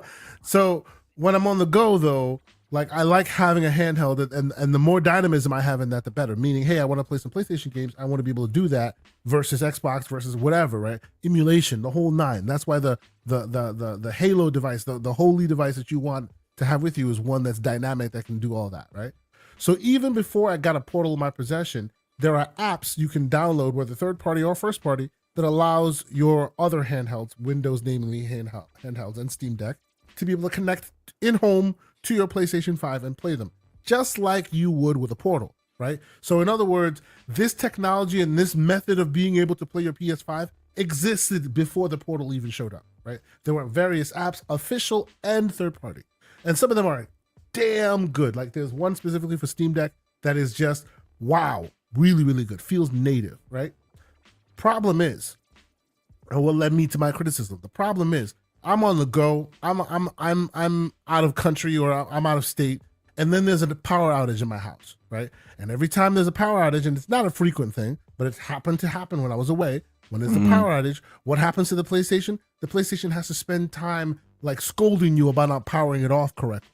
Right. Yeah. It doesn't just go back. Rebuild the database. That's thing right. It doesn't just go back to working and pending, waiting for your response anymore. It has to now like make you engage with it so it can scold you. It can rebuild the database before it can then be back to pending. So the minute you have a power outage, now if you have a PlayStation Portal with you on the go and you're not out of state, guess what you got? You got a paperweight. Yeah, because you can't do a damn thing with it. On. It's a piece. It's a piece of doorstop at that point because you're so beholden to your internet connection and your PlayStation 5 at home, right? And at $200, that is an expensive ass paperweight, right? So my number one criticism, and this happened to me, like I'm on the go, I happen to have my deck with me or whatever, and there was an outage at the house, and because of that. I think this was during like I don't remember. There was a popular PlayStation game that I wanted to play, couldn't play it, felt really like annoyed by the whole situation. Right? Didn't have an outage. It was just a blip on the radar. But of course, the PlayStation felt it and needed to scold me before it would allow me to do back to normal services. I wasn't back for another month. Couldn't play it. Paperweight if I was bringing a PS Portal. Right? So with this move of them adding cloud streaming into the mix. If you happen to be a PlayStation Portal PlayStation Plus subscriber, now you still have a quality use case for your device. Makes it useful while you're on the go. Wi-Fi is more ubiquitous and all that, right? I honestly think that they have data about this. They've always had data about this. They were one of the original purveyors of the handheld with the Vita and the PlayStation, the PSP, right? They were right there in it. And it looks like they've been waiting for the ground to be seeded with new blood, new energy, and now they're coming back to hopefully reclaim or at least fight for reclaiming previous glory, right? So I have another question. I'm very excited of them being there because I'm anti handheld. I like to sit either at my desk or on the couch and play the full, like playing a game at 720p. And thinking it's cool or less than 60 FPS is foreign to me, right? So sure. Do you fly? Do you go places? What do you do on the plane? I sleep. I don't like to be awake during plane flight. Like I just like to go to sleep. Like, so if depending on where you know I'm what, going, Slow? yeah. This might actually be like, to your point, what you're saying here. You don't like to be on plane for. I too. I'm not a fan. Like I like people. Like I was before I turned 5. I was on planes like countless times. Like my family has been a flying plane trip taking. I've had passports since before. I even had teeth. Hey, so I'm the it's a same thing. way. But I've been to a lot of different places. I've been to a Yes. lot of different countries. but and in traveling to recent Europe, years, like all it the sucks. hours. It's just I Yes. get this anxiety sometimes Yes, when me I fly. too. This is my point. And I just go to It's a sleep. more I don't recent want to be awake. occurrence. Yeah. It's a more recent occurrence. But what I have found is a solution for me, because that anxiety stops me from being able to sleep. What I have found that is a more recent solution that works great for me is a killer pair of noise canceling headphones where you don't hear plane sounds at all. It's Like, a helicopter you hear- at altitude. yeah, right. You don't hear plane sounds at all. Like you are not in a plane at all. And then you put a nice pair of AR glasses in front of your face. Maybe you black them out, and now you're in a movie theater watching an awesome film, or you connect it to a console, a handheld console, and you're literally playing the best, like huge game in the best seat in the house. And you can do that for hours, depending on the type of game you're playing. Right? I find that I would liken disconnecting my that way helps. anxiety to how, when I was younger, I used to love to go to amusement parks and go to get on roller coasters. Like Cedar Point in Ohio is like the best amusement park in the world. They have the best roller coasters in the world. Me and my friends used to go on an annual basis every summer. We would go and we would get on all the fastest, tallest, greatest, craziest roller coasters. I can't get on anything right now. I am in my 40s. I am tired. I don't want to. I just looking at the roller coaster, just like my stomach starts to bubble. I just can't do it. So like that's how I am with planes in New now. Jersey, it's just like getting on planes just makes me anxious. In New Jersey, there used to be a Six Flags that had a roller coaster. I forget the name. Oh, Great Adventure. Great Adventure. Yeah. King Dakar is the name of the roller coaster. And you had to sign a waiver and make sure they put all your stuff in a box before they let you get on this. Because if you look up at the roller coaster, you couldn't see the clouds covered half the roller coaster. It was that high. Just insane stuff. The highest. And I rode the hell out of this thing. And now, calm down. We're having a great beers conversation. And now my children would love for me to go with them. And I'm just like, nope, I've done that. My stomach can't handle it anymore. I can't do it. Can't do it. So because of that, we gotta take we gotta accept that we're past our prime. I'll draw it back to the point with handhelds. I do have I bring my Switch with me, my Switch OLED with me when I go on vacation. I got no problem with that.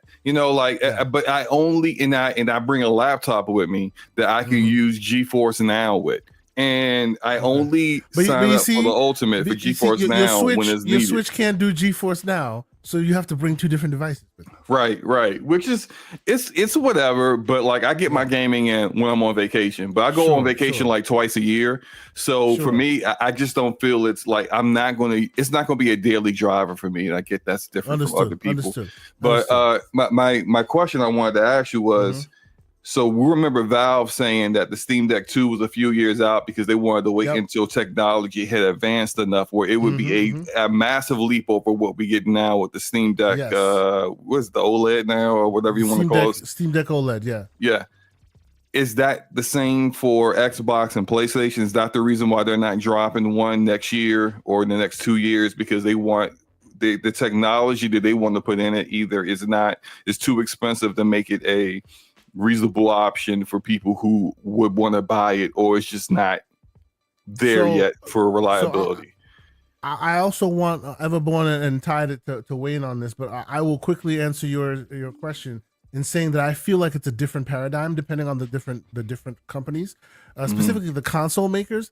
They're trying to solidify what Valve already has today, right? Which is a user interface that is straightforward, that's mature, that they've worked on for years, that really like hits the dial as easy, user-friendly, get in, even if you're not a user of Valve or Steam. You don't even have to know what this Linux thing is. Just jump in, we don't even have to teach you anything. It's just very intuitive, right? That is to my understanding, or as I see it, that is the frontier that, say, an Xbox is currently grokking with or traversing, and a thing that Sony is going to have to solidify. They've historically had a pretty strong lineage in UI when it comes to handhelds themselves, right?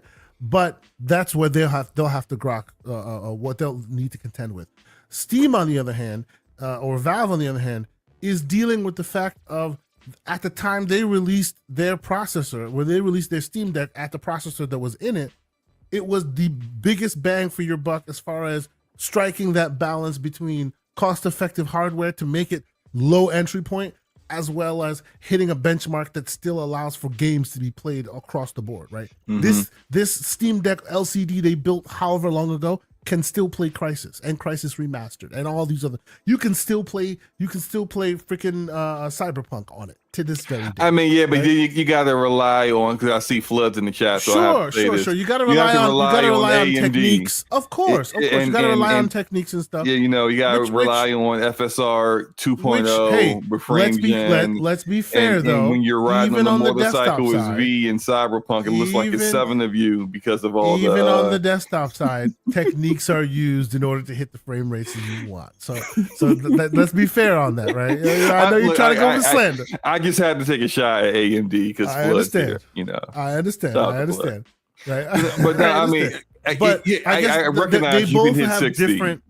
But I guess that to answer your question directly, and gentlemen, I want you to weigh in on this as well, and the future of what these guys are doing. But specifically to the question you asked, they are both trying to traverse different divides. The console makers want to make that seamless experience that they've been able to conquer on the console side, and right now it's not quite seamless. And it looks like Valve, for example, has hit such a good benchmark that in order for it to continue to be valuable to consumers to jump to their next thing, they have to be able to hit that same benchmark next time around. And right now we're right in the middle of technology price to value proposition. So if they were to try and jump in, like say in 2025, it would be an uplift, but it wouldn't be eyes popping out, and they'd probably charge you a little bit more to get away with it, right? And they don't want to do that. They want to be able to hit that thing like a generational leap every time they do it. And it may take till like 2026 to really be in that world, right? But Everborn Saga, you've been trying to get in on this, right? It was a pet project for Xbox that we thought they were dealing with, right? Nintendo has been ruling the roost for a while now. We have all these other smaller creators or smaller capacity vendors, as far as your Lenovo's and your Asus and all these others, right? MSI clawing their way into the mix. You see what I did there? And now now PlayStation's getting in the mix. Is this the new frontier, sir? What is your opinion? I think so. I think that Sony would be unwise to watch the market and the rise. We're still in the nascent days, right? Because Steam Deck sells very well, but it is not selling, let's call it tens of millions. Like, I doubt that we would get a number that says the Steam Deck sold 30, 40, 50 million units. However, the people that are there are very highly engaged. And when you are looking at the elephant in the room, which is the Switch, knowing that with the uplift of the new APU that they will be using from NVIDIA, that they will have all the benefits of portability and Nintendo's first party IP portfolio, as well as now being able to play many, if not most of the third-party games, which is somewhere where Nintendo and Microsoft did not really have to compete with Nintendo on. So if Nintendo is going to have that offering in a mobile form factor, I think you almost have to go there, because how many people, they might not be buying Steam Decks, but Valve also doesn't advertise in the way that the console manufacturers do and the way that Nintendo would. So what does a Super Switch do, right? Or Switch 2. As far as whatever they moving wanna units, call it. Right. install If base, you you can mean? get all those Nintendo people plus now the Space Marines or the Call of Duty to people. be fair though, I don't disagree with you, but I will interject and say to be fair, when the Switch first came out, at that time, the Tegra X1 was still within the margin of capability, right? So at that time, it wasn't outdated day one, right? It was on the lower side of the spectrum, but it wasn't outdated when Switch came out. Tegra 1 was still moving and shaking at the time. And then shortly after, the technology moved so far beyond it that it just kind of became laughable, right? Like, I don't know, we have to wait and see. I don't know where the new Switch will fall or how far ahead of the field Nintendo and Nvidia will want to put the ball, right? Will this be it's great for the first year and then it's back to being a Switch? Or does this thing stay around and has the legs for longevity? Like, I hear you and you're right, but I just remember the Tegra days because I remember I owned an Nvidia Shield, right? Which also has the same Tegra chip. At the time it came out, right with the Switch, people were excited for the future third-party support because it was still within striking distance of development pipelines across the board. It was. It just happened to get, lost quickly.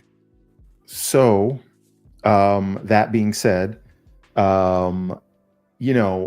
the difference now though is games are being designed with cross generation in mind, and so long as games like bigger, like the Fortnites and the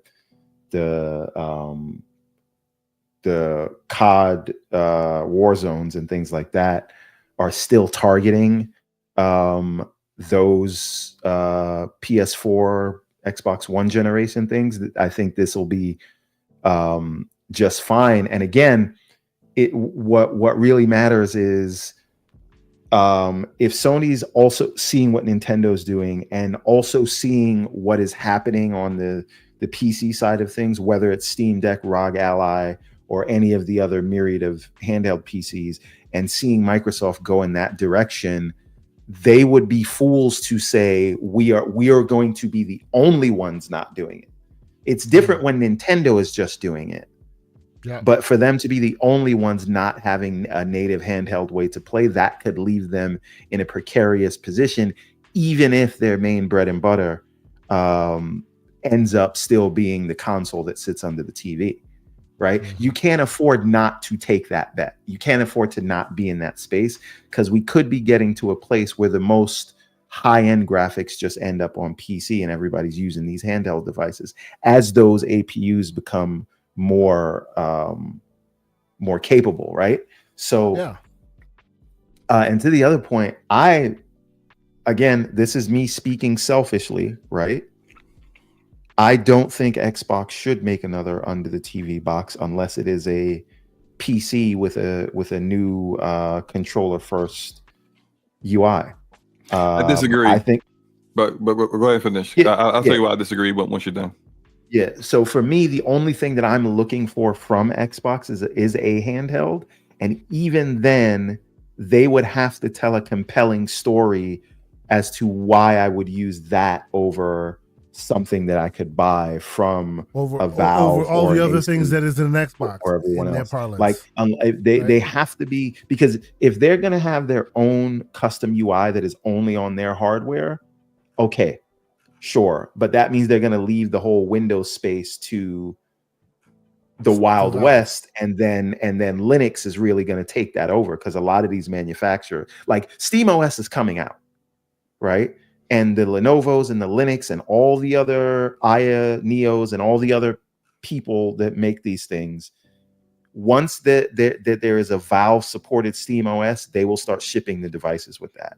And if that becomes a primary way to play for a lot of people, over time they could be threatened. So I don't think that's what Microsoft is going to do. I think they're going to go a more holistic route, maybe through an app first and then, different updates to Windows. But again, they have to be telling me and I'm only speaking for me, right? But just to the larger audience, what are they going to be able to offer in a handheld that says I should get this handheld over the ROG Ally 2 or the Steam Deck 2? Now, Sony is in a different situation because they're trying to have this sort of closed Apple style ecosystem, so they can say this is where our console games are and you can play them handheld and you can play them on our console or whatever, and we'll port other games to PC, and that's fine for them. But I think Microsoft has to tell a different story than that. So I'm interested to see what their go-to-market strategy is. It looks like they are primed to tell a different story. Slow-mo, go ahead and retort with why you think he's mistaken, and then Ty, I want to get your thoughts. And Slow-mo, before you answer, I am saying that the handheld should be their console, right? I don't think I feel you. I just think that, and I get that part. I just think that, like, of course, the handheld is going to be a hybrid where you can dock it or have some way of projecting what you're playing on a big 4K HD TV, right? But I think that the performance is still the performance. We've had this discussion before about potentially having a dock that is working as potentially like a eGPU where you get more performance when it's docked than when it is in the handheld mode. And we've talked about the drawbacks of that, where technology is currently, whether that would, I think that could be viable, and I think it would be reasonable. Cost is the biggest prohibitor for that. True, and I get cost will probably completely make it a non-starter. I will just interject real quick.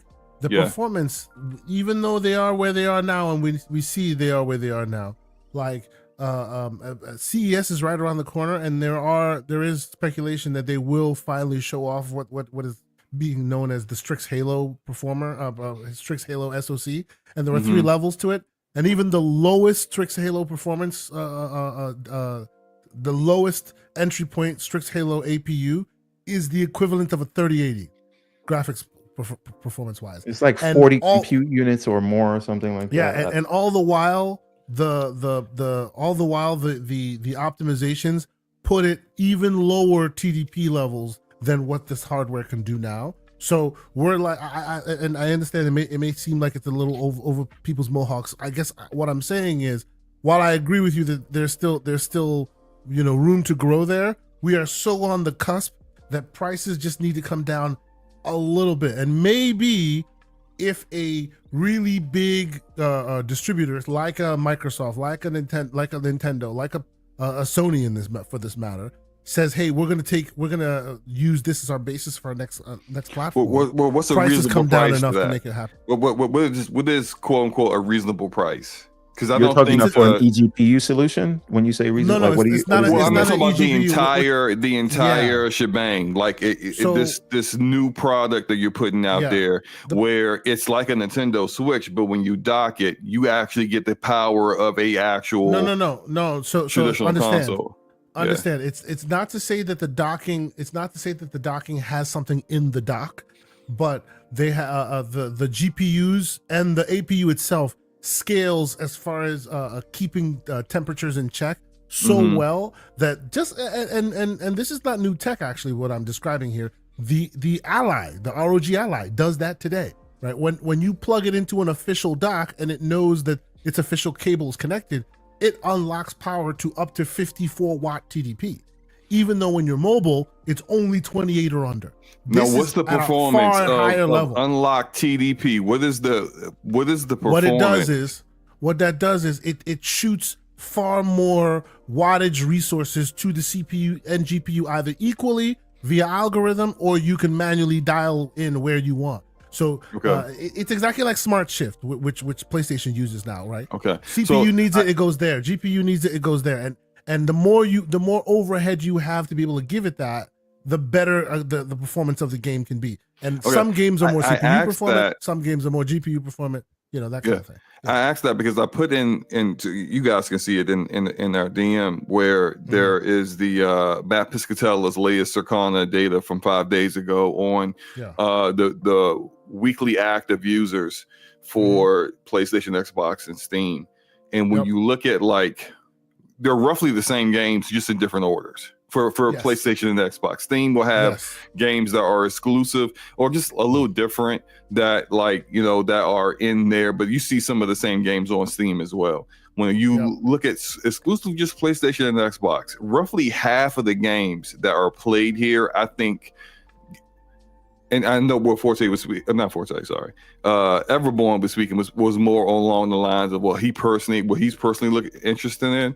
But when you look at half of these games, the majority of people, when they play these games, they don't want to play it on an experience where they feel like I can't get equal performance to other people that are playing, like Call of Duty, for example. When you're playing Call of Duty competitively, you don't want to play at 60 FPS or just barely maintaining 60 FPS. You want to be in 120 frames per second range, because that's where everyone else that you're playing up against is playing at. You don't want to play on a device where you feel it's the experience is somewhat compromised. And so when it really comes down to that, you'll see people play Call of Duty Mobile, but Call of Duty Mobile is a literally different skew of the game than what you're playing on PC and Xbox and PlayStation. Oh, absolutely. It's a different, but they're all valuable in their own different way, right? You can't. It's not a comparable experience. But I feel like when it comes to Xbox not doing a traditional console any further, I feel like that would be a mistake,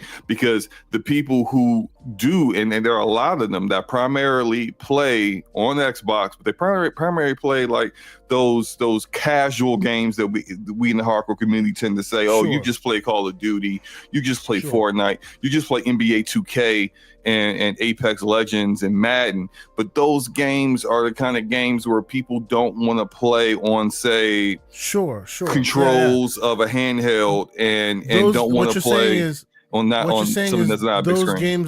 Those games are games that have a high requirement for exact calibration and precision when you're playing them. So playing them on a handheld doesn't really work. Let me just add a little bit of I don't know if this is really a pushback, but just maybe a piece of context to think.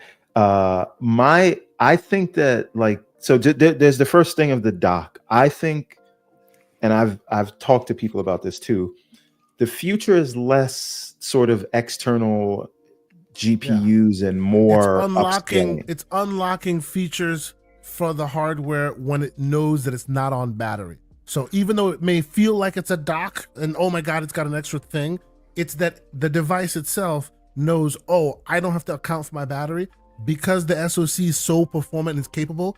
At the high end, it can go up to 58 watts, right? It'll never do that when you're in handheld mode. You'll kill your battery in seconds.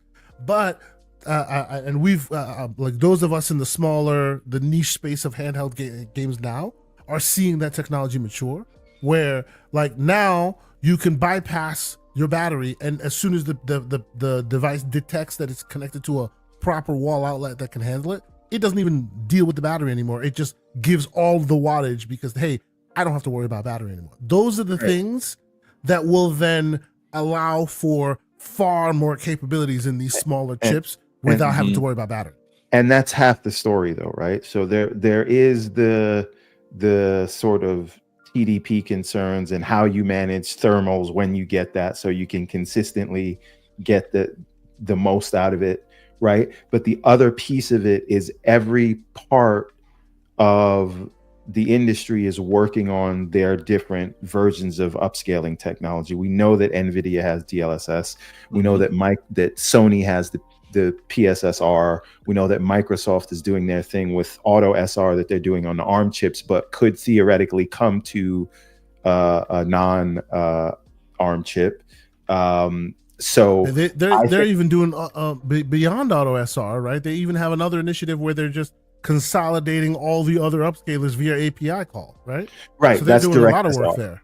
Exactly. But I'm saying all this to say that what we may be able to get to a place where when the device is plugged in without an eGPU, you have enough, wattage and to do what you need to do. And then when you add the APUs to these things and what they can do in terms of upscaling, that you'll get a comparable console experience by plugging that handheld into the TV, and the dock doesn't have to have any horsepower. And look, I fully understand that, and maybe that's why they're waiting. Maybe that's why they're waiting a few years until technology gets to a point where they can provide that kind of experience for the people that they know would check out for trying to play half the games on these lists.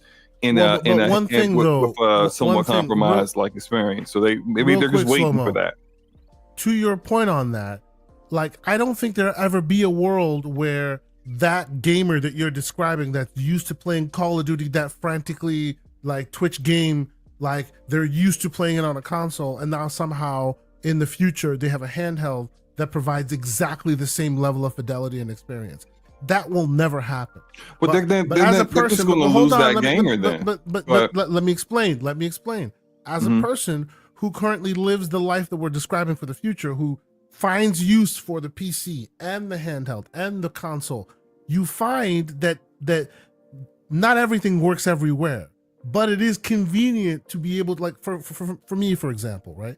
I am not playing a high fidelity, pay close attention game on my handheld like while I'm on the go, right? Mm-hmm.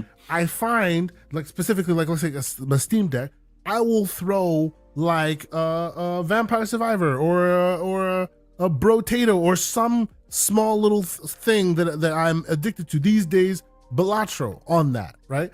Not every game deserves to be on the biggest 4K screen in your house and you need to be locked in with headphones ready to go. Call of Duty may demand that, but not every game does, right? Right, but that's what I'm saying. That there's a significant number of people who are that Call of Duty player, and they just so happen their primary driver for gaming is a console.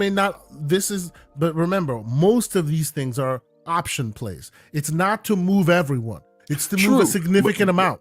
But aren't we talking about not everybody's COD playing? But aren't we talking about a scenario where Xbox doesn't make a traditional console and they're just making a handheld? Well, but so in that world, right? That's what I'm talking about. Yeah. Right. Yes, so that's what I'm speaking towards. Like, that would be kind of pushing some of their player base that's just on Xbox, and maybe they don't care about them. We talk about this all the time. I see what you're saying. You're saying other platforms. They don't. Because it's a hybrid model. So I can always and I know, Ty, I want to get you in here. I can always tell you that the handheld device will never play as reliably as a desktop or as a set-top device will, but there is a world where that hybrid device plugged in reaches the reliability of a set-top device, right? Not in handheld mode, but after plugged in, that world can get great, right? In a world, you can't do it on the bus, but plugged into a proper outlet with the new technology, as Everbone has talked about with upscalers, and I've talked about with optimizations in the new technology and chip performance coming out. That is a world that we can see ourselves living in, where it's plugged in and it's a Series X or a PS5, solid, right? Now, when you take it on the go, then you must deal with the not debilitated, but then there are those concessions that you must make in order to continue to keep the game going. And in those instances, that's where I say they may not then be continuing to play COD on the go, because the experience will be a bit hampered in comparison to sitting in front of your desktop or in front of your TV. But that same device potentially could do both things. Yes. Right. But you know what? We've been going at this for a little bit. Ty, I know you've been patiently waiting. You've been sitting there waiting for your turn. You are predominantly a PlayStation gamer, but you do also play in the Xbox ecosystem as well. You tend to be a person who likes games with deep story and deep narratives. I'm not sure how much of a sports gamer you are. I know you're on the other side of the river from me, so maybe you're more into the FIFA camp.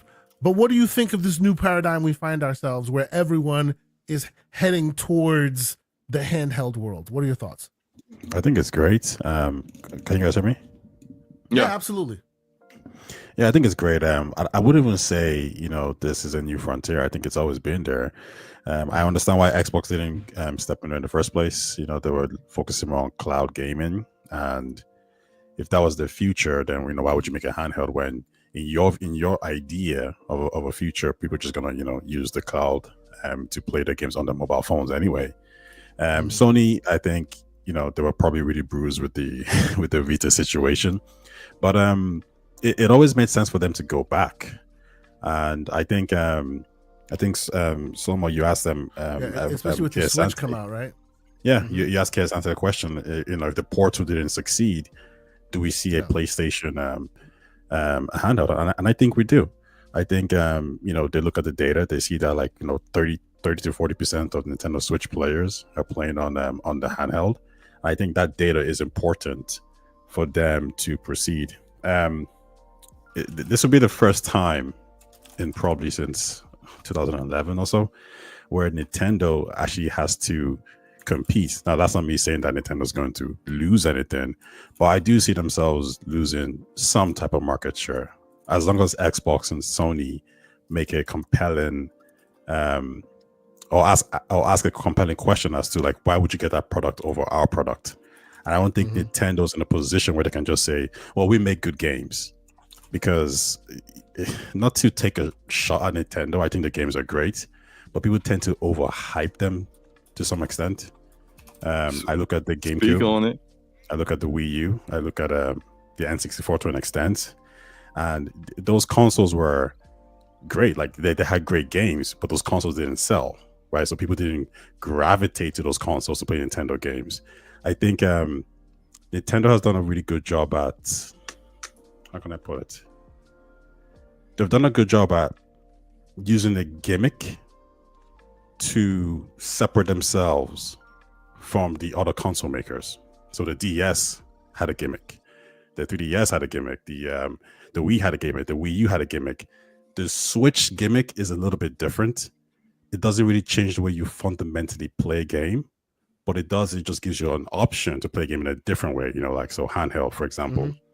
So this is the first time why where it was more successful this time around, honestly, because I think some of the difference, the uniqueness of prior Nintendo consoles was great for Nintendo first party, but not so much for third party who was trying to adapt their multiplayer games for a console with controls that are so vastly different than what everyone else is doing. But yeah, I think that the Switch's part of the Switch's success is that its uniqueness was just a different way to play the exact same game that you would be playing elsewhere, and that's why third parties gravitated towards it. Yeah, and I think with that said, I think that's why Nintendo, I don't want to say in trouble. I don't really want to make them seem like they're really worried or anything like that. But because the Switch 2, I don't see it having a new gimmick. It's just going to be the Switch sequel. At least that's what I think. So the Super Switch or the Switch XL. Super Switch, yeah. Super Nintendo Switch. If they make that name, I'm telling you, it's taking off. Might as well take off anyway. And generations are dead.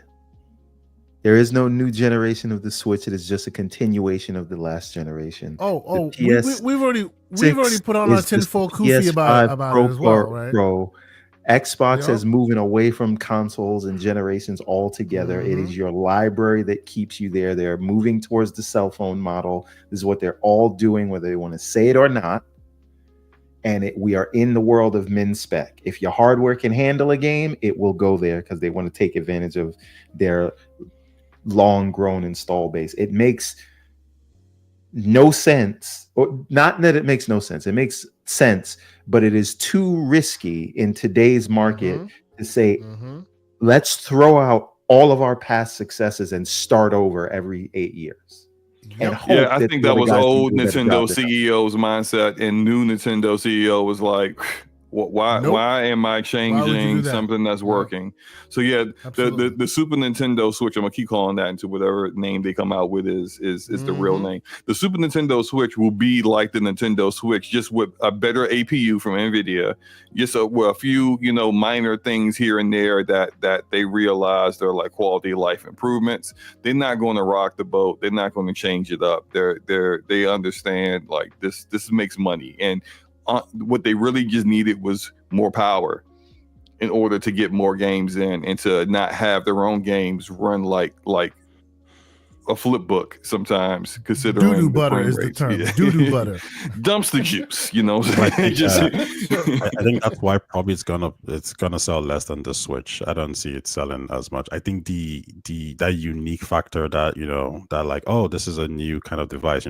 We had that with the Wii with the motion controls. We had that with the Wii U, and we had that with the DS. I don't think that there's no trick in this time. Everybody knows what a Switch 2 is going to be. And I can't even really foresee like my friend's girlfriend or my parents even coming to me saying, "Oh, the Switch 2 is coming out." I think you've lost that spark factor. And now the question is going to be, well, why do I get a Switch 2, especially if it's going to be in the $400 range over an Xbox handheld or PlayStation handheld? Because at least with the PlayStation handheld, I know I'm getting. I disagree, Tay, and I'll tell you why. Yeah. I will get a Switch 2 when they come out with Fire Emblem. And when Mario comes out, when Zelda Mario comes out, games that you're not going to get on a PC handheld or the Xbox or PlayStation handheld, those games are sellers, and sellers at least to the not point. easily get it on those handhelds. Yeah. Well, yeah, and then you might have a Nintendo Ninja, kicking in your door too. But those games sell in the 30 millions, and none of the other games for the other IPs sell that like that. Go ahead. I think my pushback there is, when I think about the GameCube had amazing games, but that didn't stop that console from selling only 22 million units. The Wii U had amazing games. That didn't stop that console from selling, like 13 or whatever it sold. So it seems like it's not really the games, that is a factor. But what it really seems to be is that when the console succeeds, then the games sell crazy. That's why the Switch 2 the Switch games have sold a lot. So Mario Kart has sold a lot, but Mario Kart is the same Mario Kart from the Wii U. Yep. So it's not the games, it's actually the consoles that determines the success of the games. So now the question is, when the Switch 2 comes out, I think we obsess over the fact that like, well, everyone wants to play Mario Kart. The people who I know who play Mario Kart they're very, very casual. And they just bought it because, oh, well, it's a Switch, let me buy it. The question is, are these casual people going to buy the Switch 2? I don't see why really they would. Unless you give them a reason. Hold on real quick. Yeah, this is exactly the same paradigm that Microsoft and Sony find themselves in with Fortnite and Minecraft and all those people who play them still on like Xbox Ones and on PS4s, right?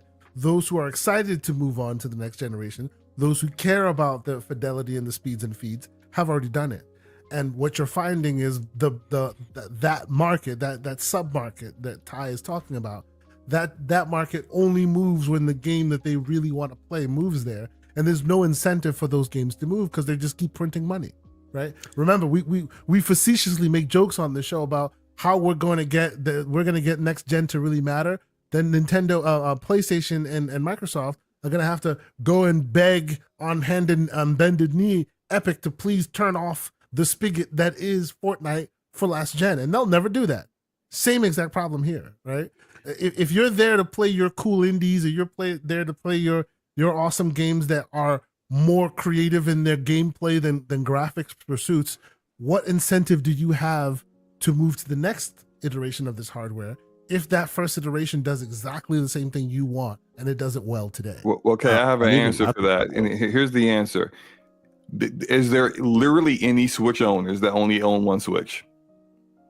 Let's just be real here. Yeah, touche. There are households that got like half a dozen Switches. I'm the only one. I'm the only one that owns one. I think that we have 4 Switches here.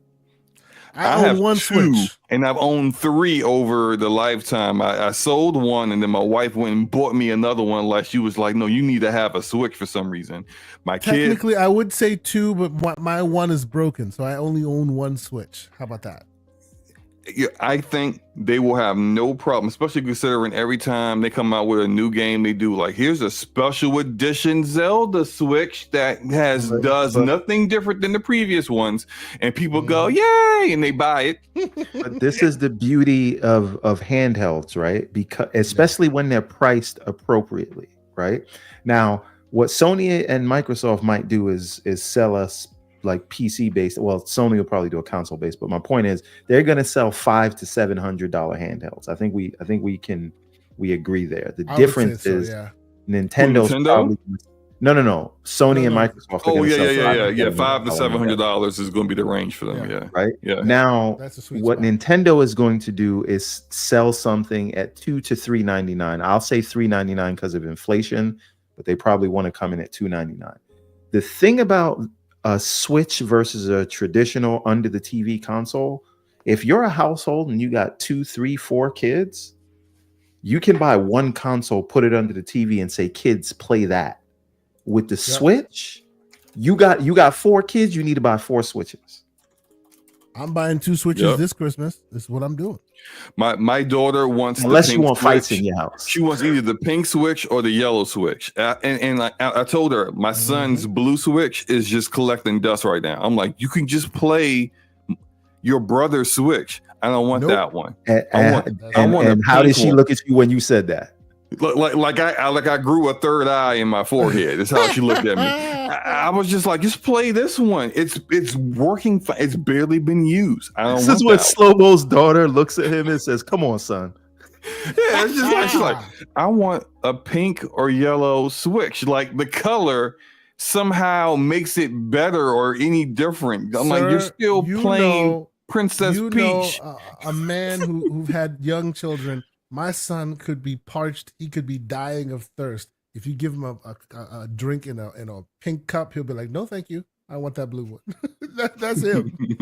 That's just what they do. Like it is what it is. So even water, they stand on business like that. Can you imagine their consoles? Right. So like, so it is what it is. When Sam's Club had $50 off the Switch Lite, our brother was like, "Here we go." About to be number 3 in the house because the daughter gotta have her own. So before we get out of here, go ahead. Do you guys foresee Nintendo losing market share then to Sony or Xbox? A little, doubtful. But I don't think a lot. I would say a little bit. They may for people who get a Switch, and like I know, like my co-host Forte plays his Switch frequently, but he'll play like third-party games that he would like to play at home, but he can't because he's at work. And so that's how he'll play his Switch. He'll play some of the first-party stuff, but he's playing a lot of third-party things that he could play on an Xbox or a PlayStation or a PC. So for him, he could go get himself a Steam Deck right now and just probably never pick that Switch up again. So here's the thing that I wonder though, right? At what point do we have to have the conversation about how we define market share? So when we're talking about a world of all these devices and we're talking about these publishers in terms of at least Sony and Microsoft that are also publishing on the PC, that are publishing games across multiple generations of hardware, like the amount of units you sell, and even when we're talking about Nintendo, if we're talking about the size of the market, if one household is buying 3 and 4 Switches, like is there a better metric for defining share of market from the 3 platform holders? How do you determine that? Hasn't that I don't know. I'm saying that's the conversation that is worthy of having. Already been determined though by pivoting to monthly active users. Doesn't matter how many pieces of hardware you have. That's too nebulous and dubious and all the other issues because. Well, but it's what you have to counteract all the things you're describing right now, right? I don't care how many Switches you have in the house. You're only one person who's interfacing with it on a monthly basis, only a certain way. So you can have 50 of them, a la Mr. Latin Quarters, but you only account for one monthly active user. I mean, or your family in your house. but what if? Or if what you if- really do have like 5 family members on 5 different switches and they're all Switches, playing different then they're all- games, that's then right. they're all That's right. counting, all 5 of them are Exactly. counting for the MAU accurately. That's right. That's my point. It makes like is really money and time the way you have to measure these things? Obviously, that's where Share we're of heading. market? But there's that's where we're the headed. whole thing where it's a fact that the longer someone plays a game, the more willing they are to spend money in said game. And we see it with Fortnite. I see it all the time with people who start playing Fortnite with me. I ain't never buying no battle pass. I spending $20 on skins. That's stupid. Give me that basic looking army looking guy right there. I'm good to go. 6 months later, 6 months later, they buying everything, and it's just the longer you play it, and you looking like the oddball with your army fatigues and your bland face. Meanwhile, some dude out here is doing the a Fortnite, but a TikTok dance with Wolverine. Doing the And you're just Dougie. like, You know what I'm saying? I did want to say the Dougie. Good grief, like that show made. But they're just like, it's just like you can't help it, especially considering with Fortnite. At this point, who hasn't been in Fortnite? It's more accurate to say who doesn't have a skin or IP doesn't have a skin in Fortnite than who does. And they're going to find something that appeals to you. Well, my thing is this. When I play a game on mobile, I know that's like a curse word to a lot of people in here, but if I play a game on mobile, I'll allow it. and I spend a certain amount of time playing it, I'm like, well, these guys kind of earned my money.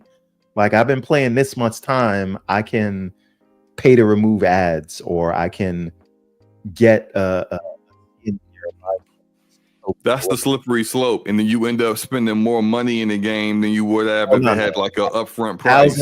1000%. But I have discipline in that regard. I will spend as much as it would have cost me to buy this game as a token to the developers, and then that's it. It would not cost me $200 to buy this game, so that I'm not a whale like that on any game. But I do agree that when this is just a personal thing that I do. If I've gotten a certain amount of enjoyment from a game, I'll be like, here's a little tip to let me buy a microtransaction. So at the risk of not passing our 4-hour mark, which we're quickly approaching, Dangerously close to. Quickly, I can't believe we made it to that long. Let me ask one last question as our closing thoughts, and then we'll get out of here.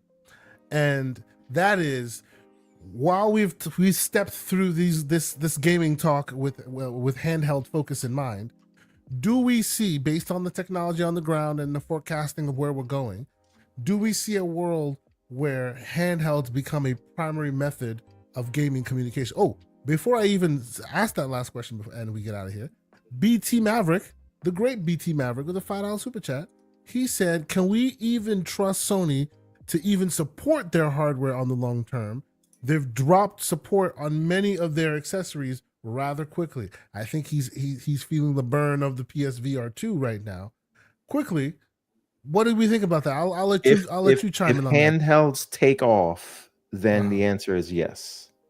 Yeah, it's about where the money continues to be. If it becomes the mainstream way that like most people. So, for example, if, of course, Slomo had to do that. If the Steam Deck 2 does really well, obviously Nintendo's going to do what they do, as well as Microsoft doing it. They cannot drop their handheld hard unless the handheld experiment fails for everyone.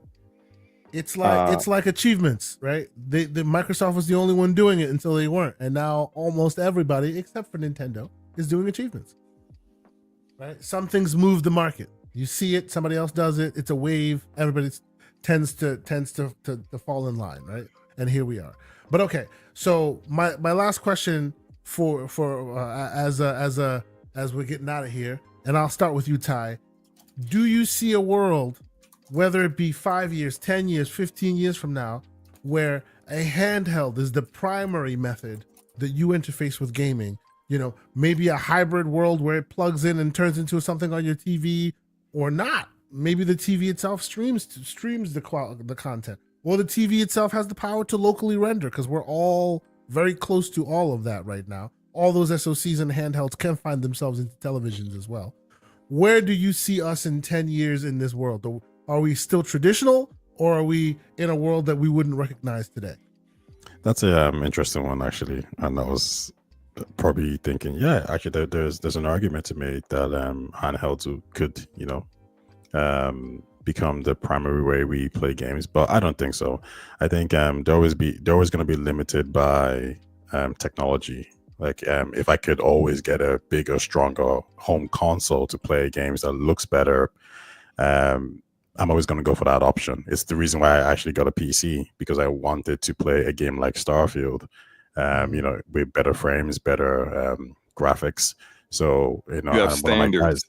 Yeah, exactly. Like one of my friends has more pinky in the air talk. Let's go. One of my friends, he has a ROG Ally and he plays Starfield there, and it's, I think, what's 40 frames. Like, it's just not as powerful. So I'm always gonna look for the best option, and I think most of us here are probably gonna follow that route as well. Now, the younger generation, they might be a little bit different, but it's just whenever you have the option to get something that's better, I don't think a handheld is going to be the answer to that question. So I say it's going to be primarily the same, but we will see an increase in handheld usage for sure.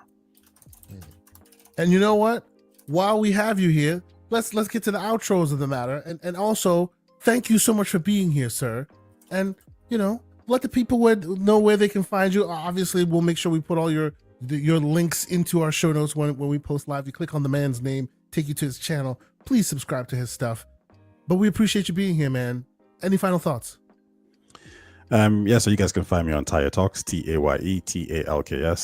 Same thing on X. In terms of any videos coming up, I'm looking to make maybe something in relation to Starfield again.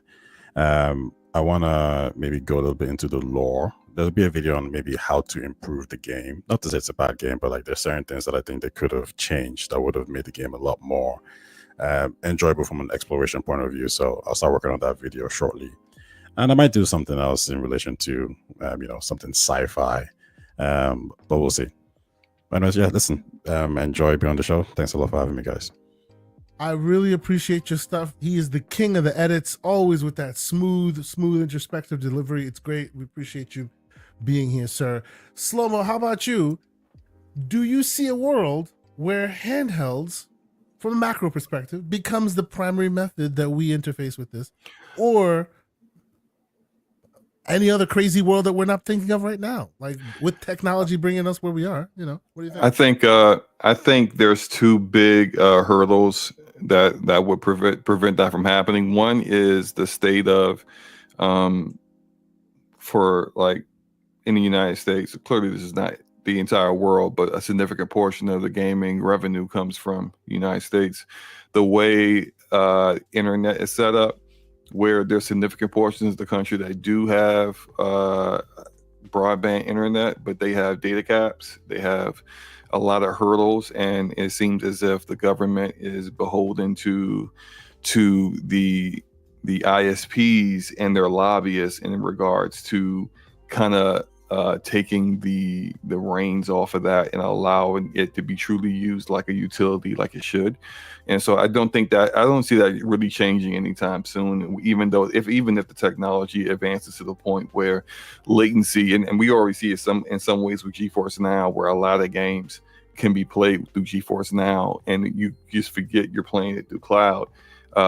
As the time goes on, that will get better. But the problem is that if it's costing someone an arm and a leg to go over their data cap, that's going to prevent people from really adopting that in a big way. And I don't think 10 years from now, I don't think that's going to change. I think eventually it will change, but not in that time frame. And then what about local rendered handheld stuff? I think it goes back to kind of what Jay was talking about. There are people who are going to want a better performing looking experience overall, and I think we'll continue to see those advancements. What Valve and Sony and Microsoft are waiting for in terms of a true revolution in how the APUs are performing and being able to put in these smaller devices and having the cooling still be on point and having the power limit still be on point. Even as that advances, the desktop experience will continue to advance even further, where we're going to be starting to see, like we're starting to see right now, where ray tracing at one point in time, like 4 or 5 years ago, was looked at as like, that's a gimmick, that's not necessary, that's too much for the hardware. And now we're seeing that being widely adapted to the point where now people are talking about path tracing in that manner. When the more these handhelds kind of step up and provide experiences that people find acceptable, you're going to start seeing the desktop experience looking dramatically better, because the new tools that are being adapted are also better. And so I feel like you're always going to have the guys who will get a liquid cooled 4090. You know.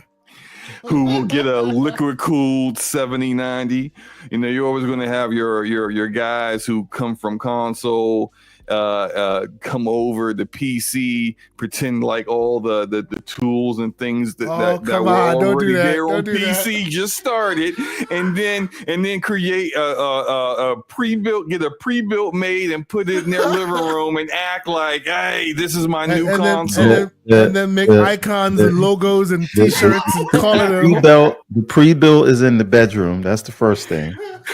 Second thing is there's a mini PC in the living room running Bazai. Wow. And the third thing they're all called CEG devices. Nobody ever said I made this thing up. I'm only speaking, and I've only ever been say no names. I don't know why you people. Well, guess what? Whatever name you didn't say, they were only speaking to be a beacon to the people that thought they couldn't come to peace. That's such a great thing to do for other people, right? It's very altruistic. Oh man, you guys can make it out, be whatever you want. Just say, "Hey, console people, it's not what you think it used to." We were having a great straight up conversation, and then went way left. Messing it all up. All I'm saying is there are always going to be people who are going to they're going to find reasons to go in the more, I guess, traditional sense of gaming, where the performance is always going to be better.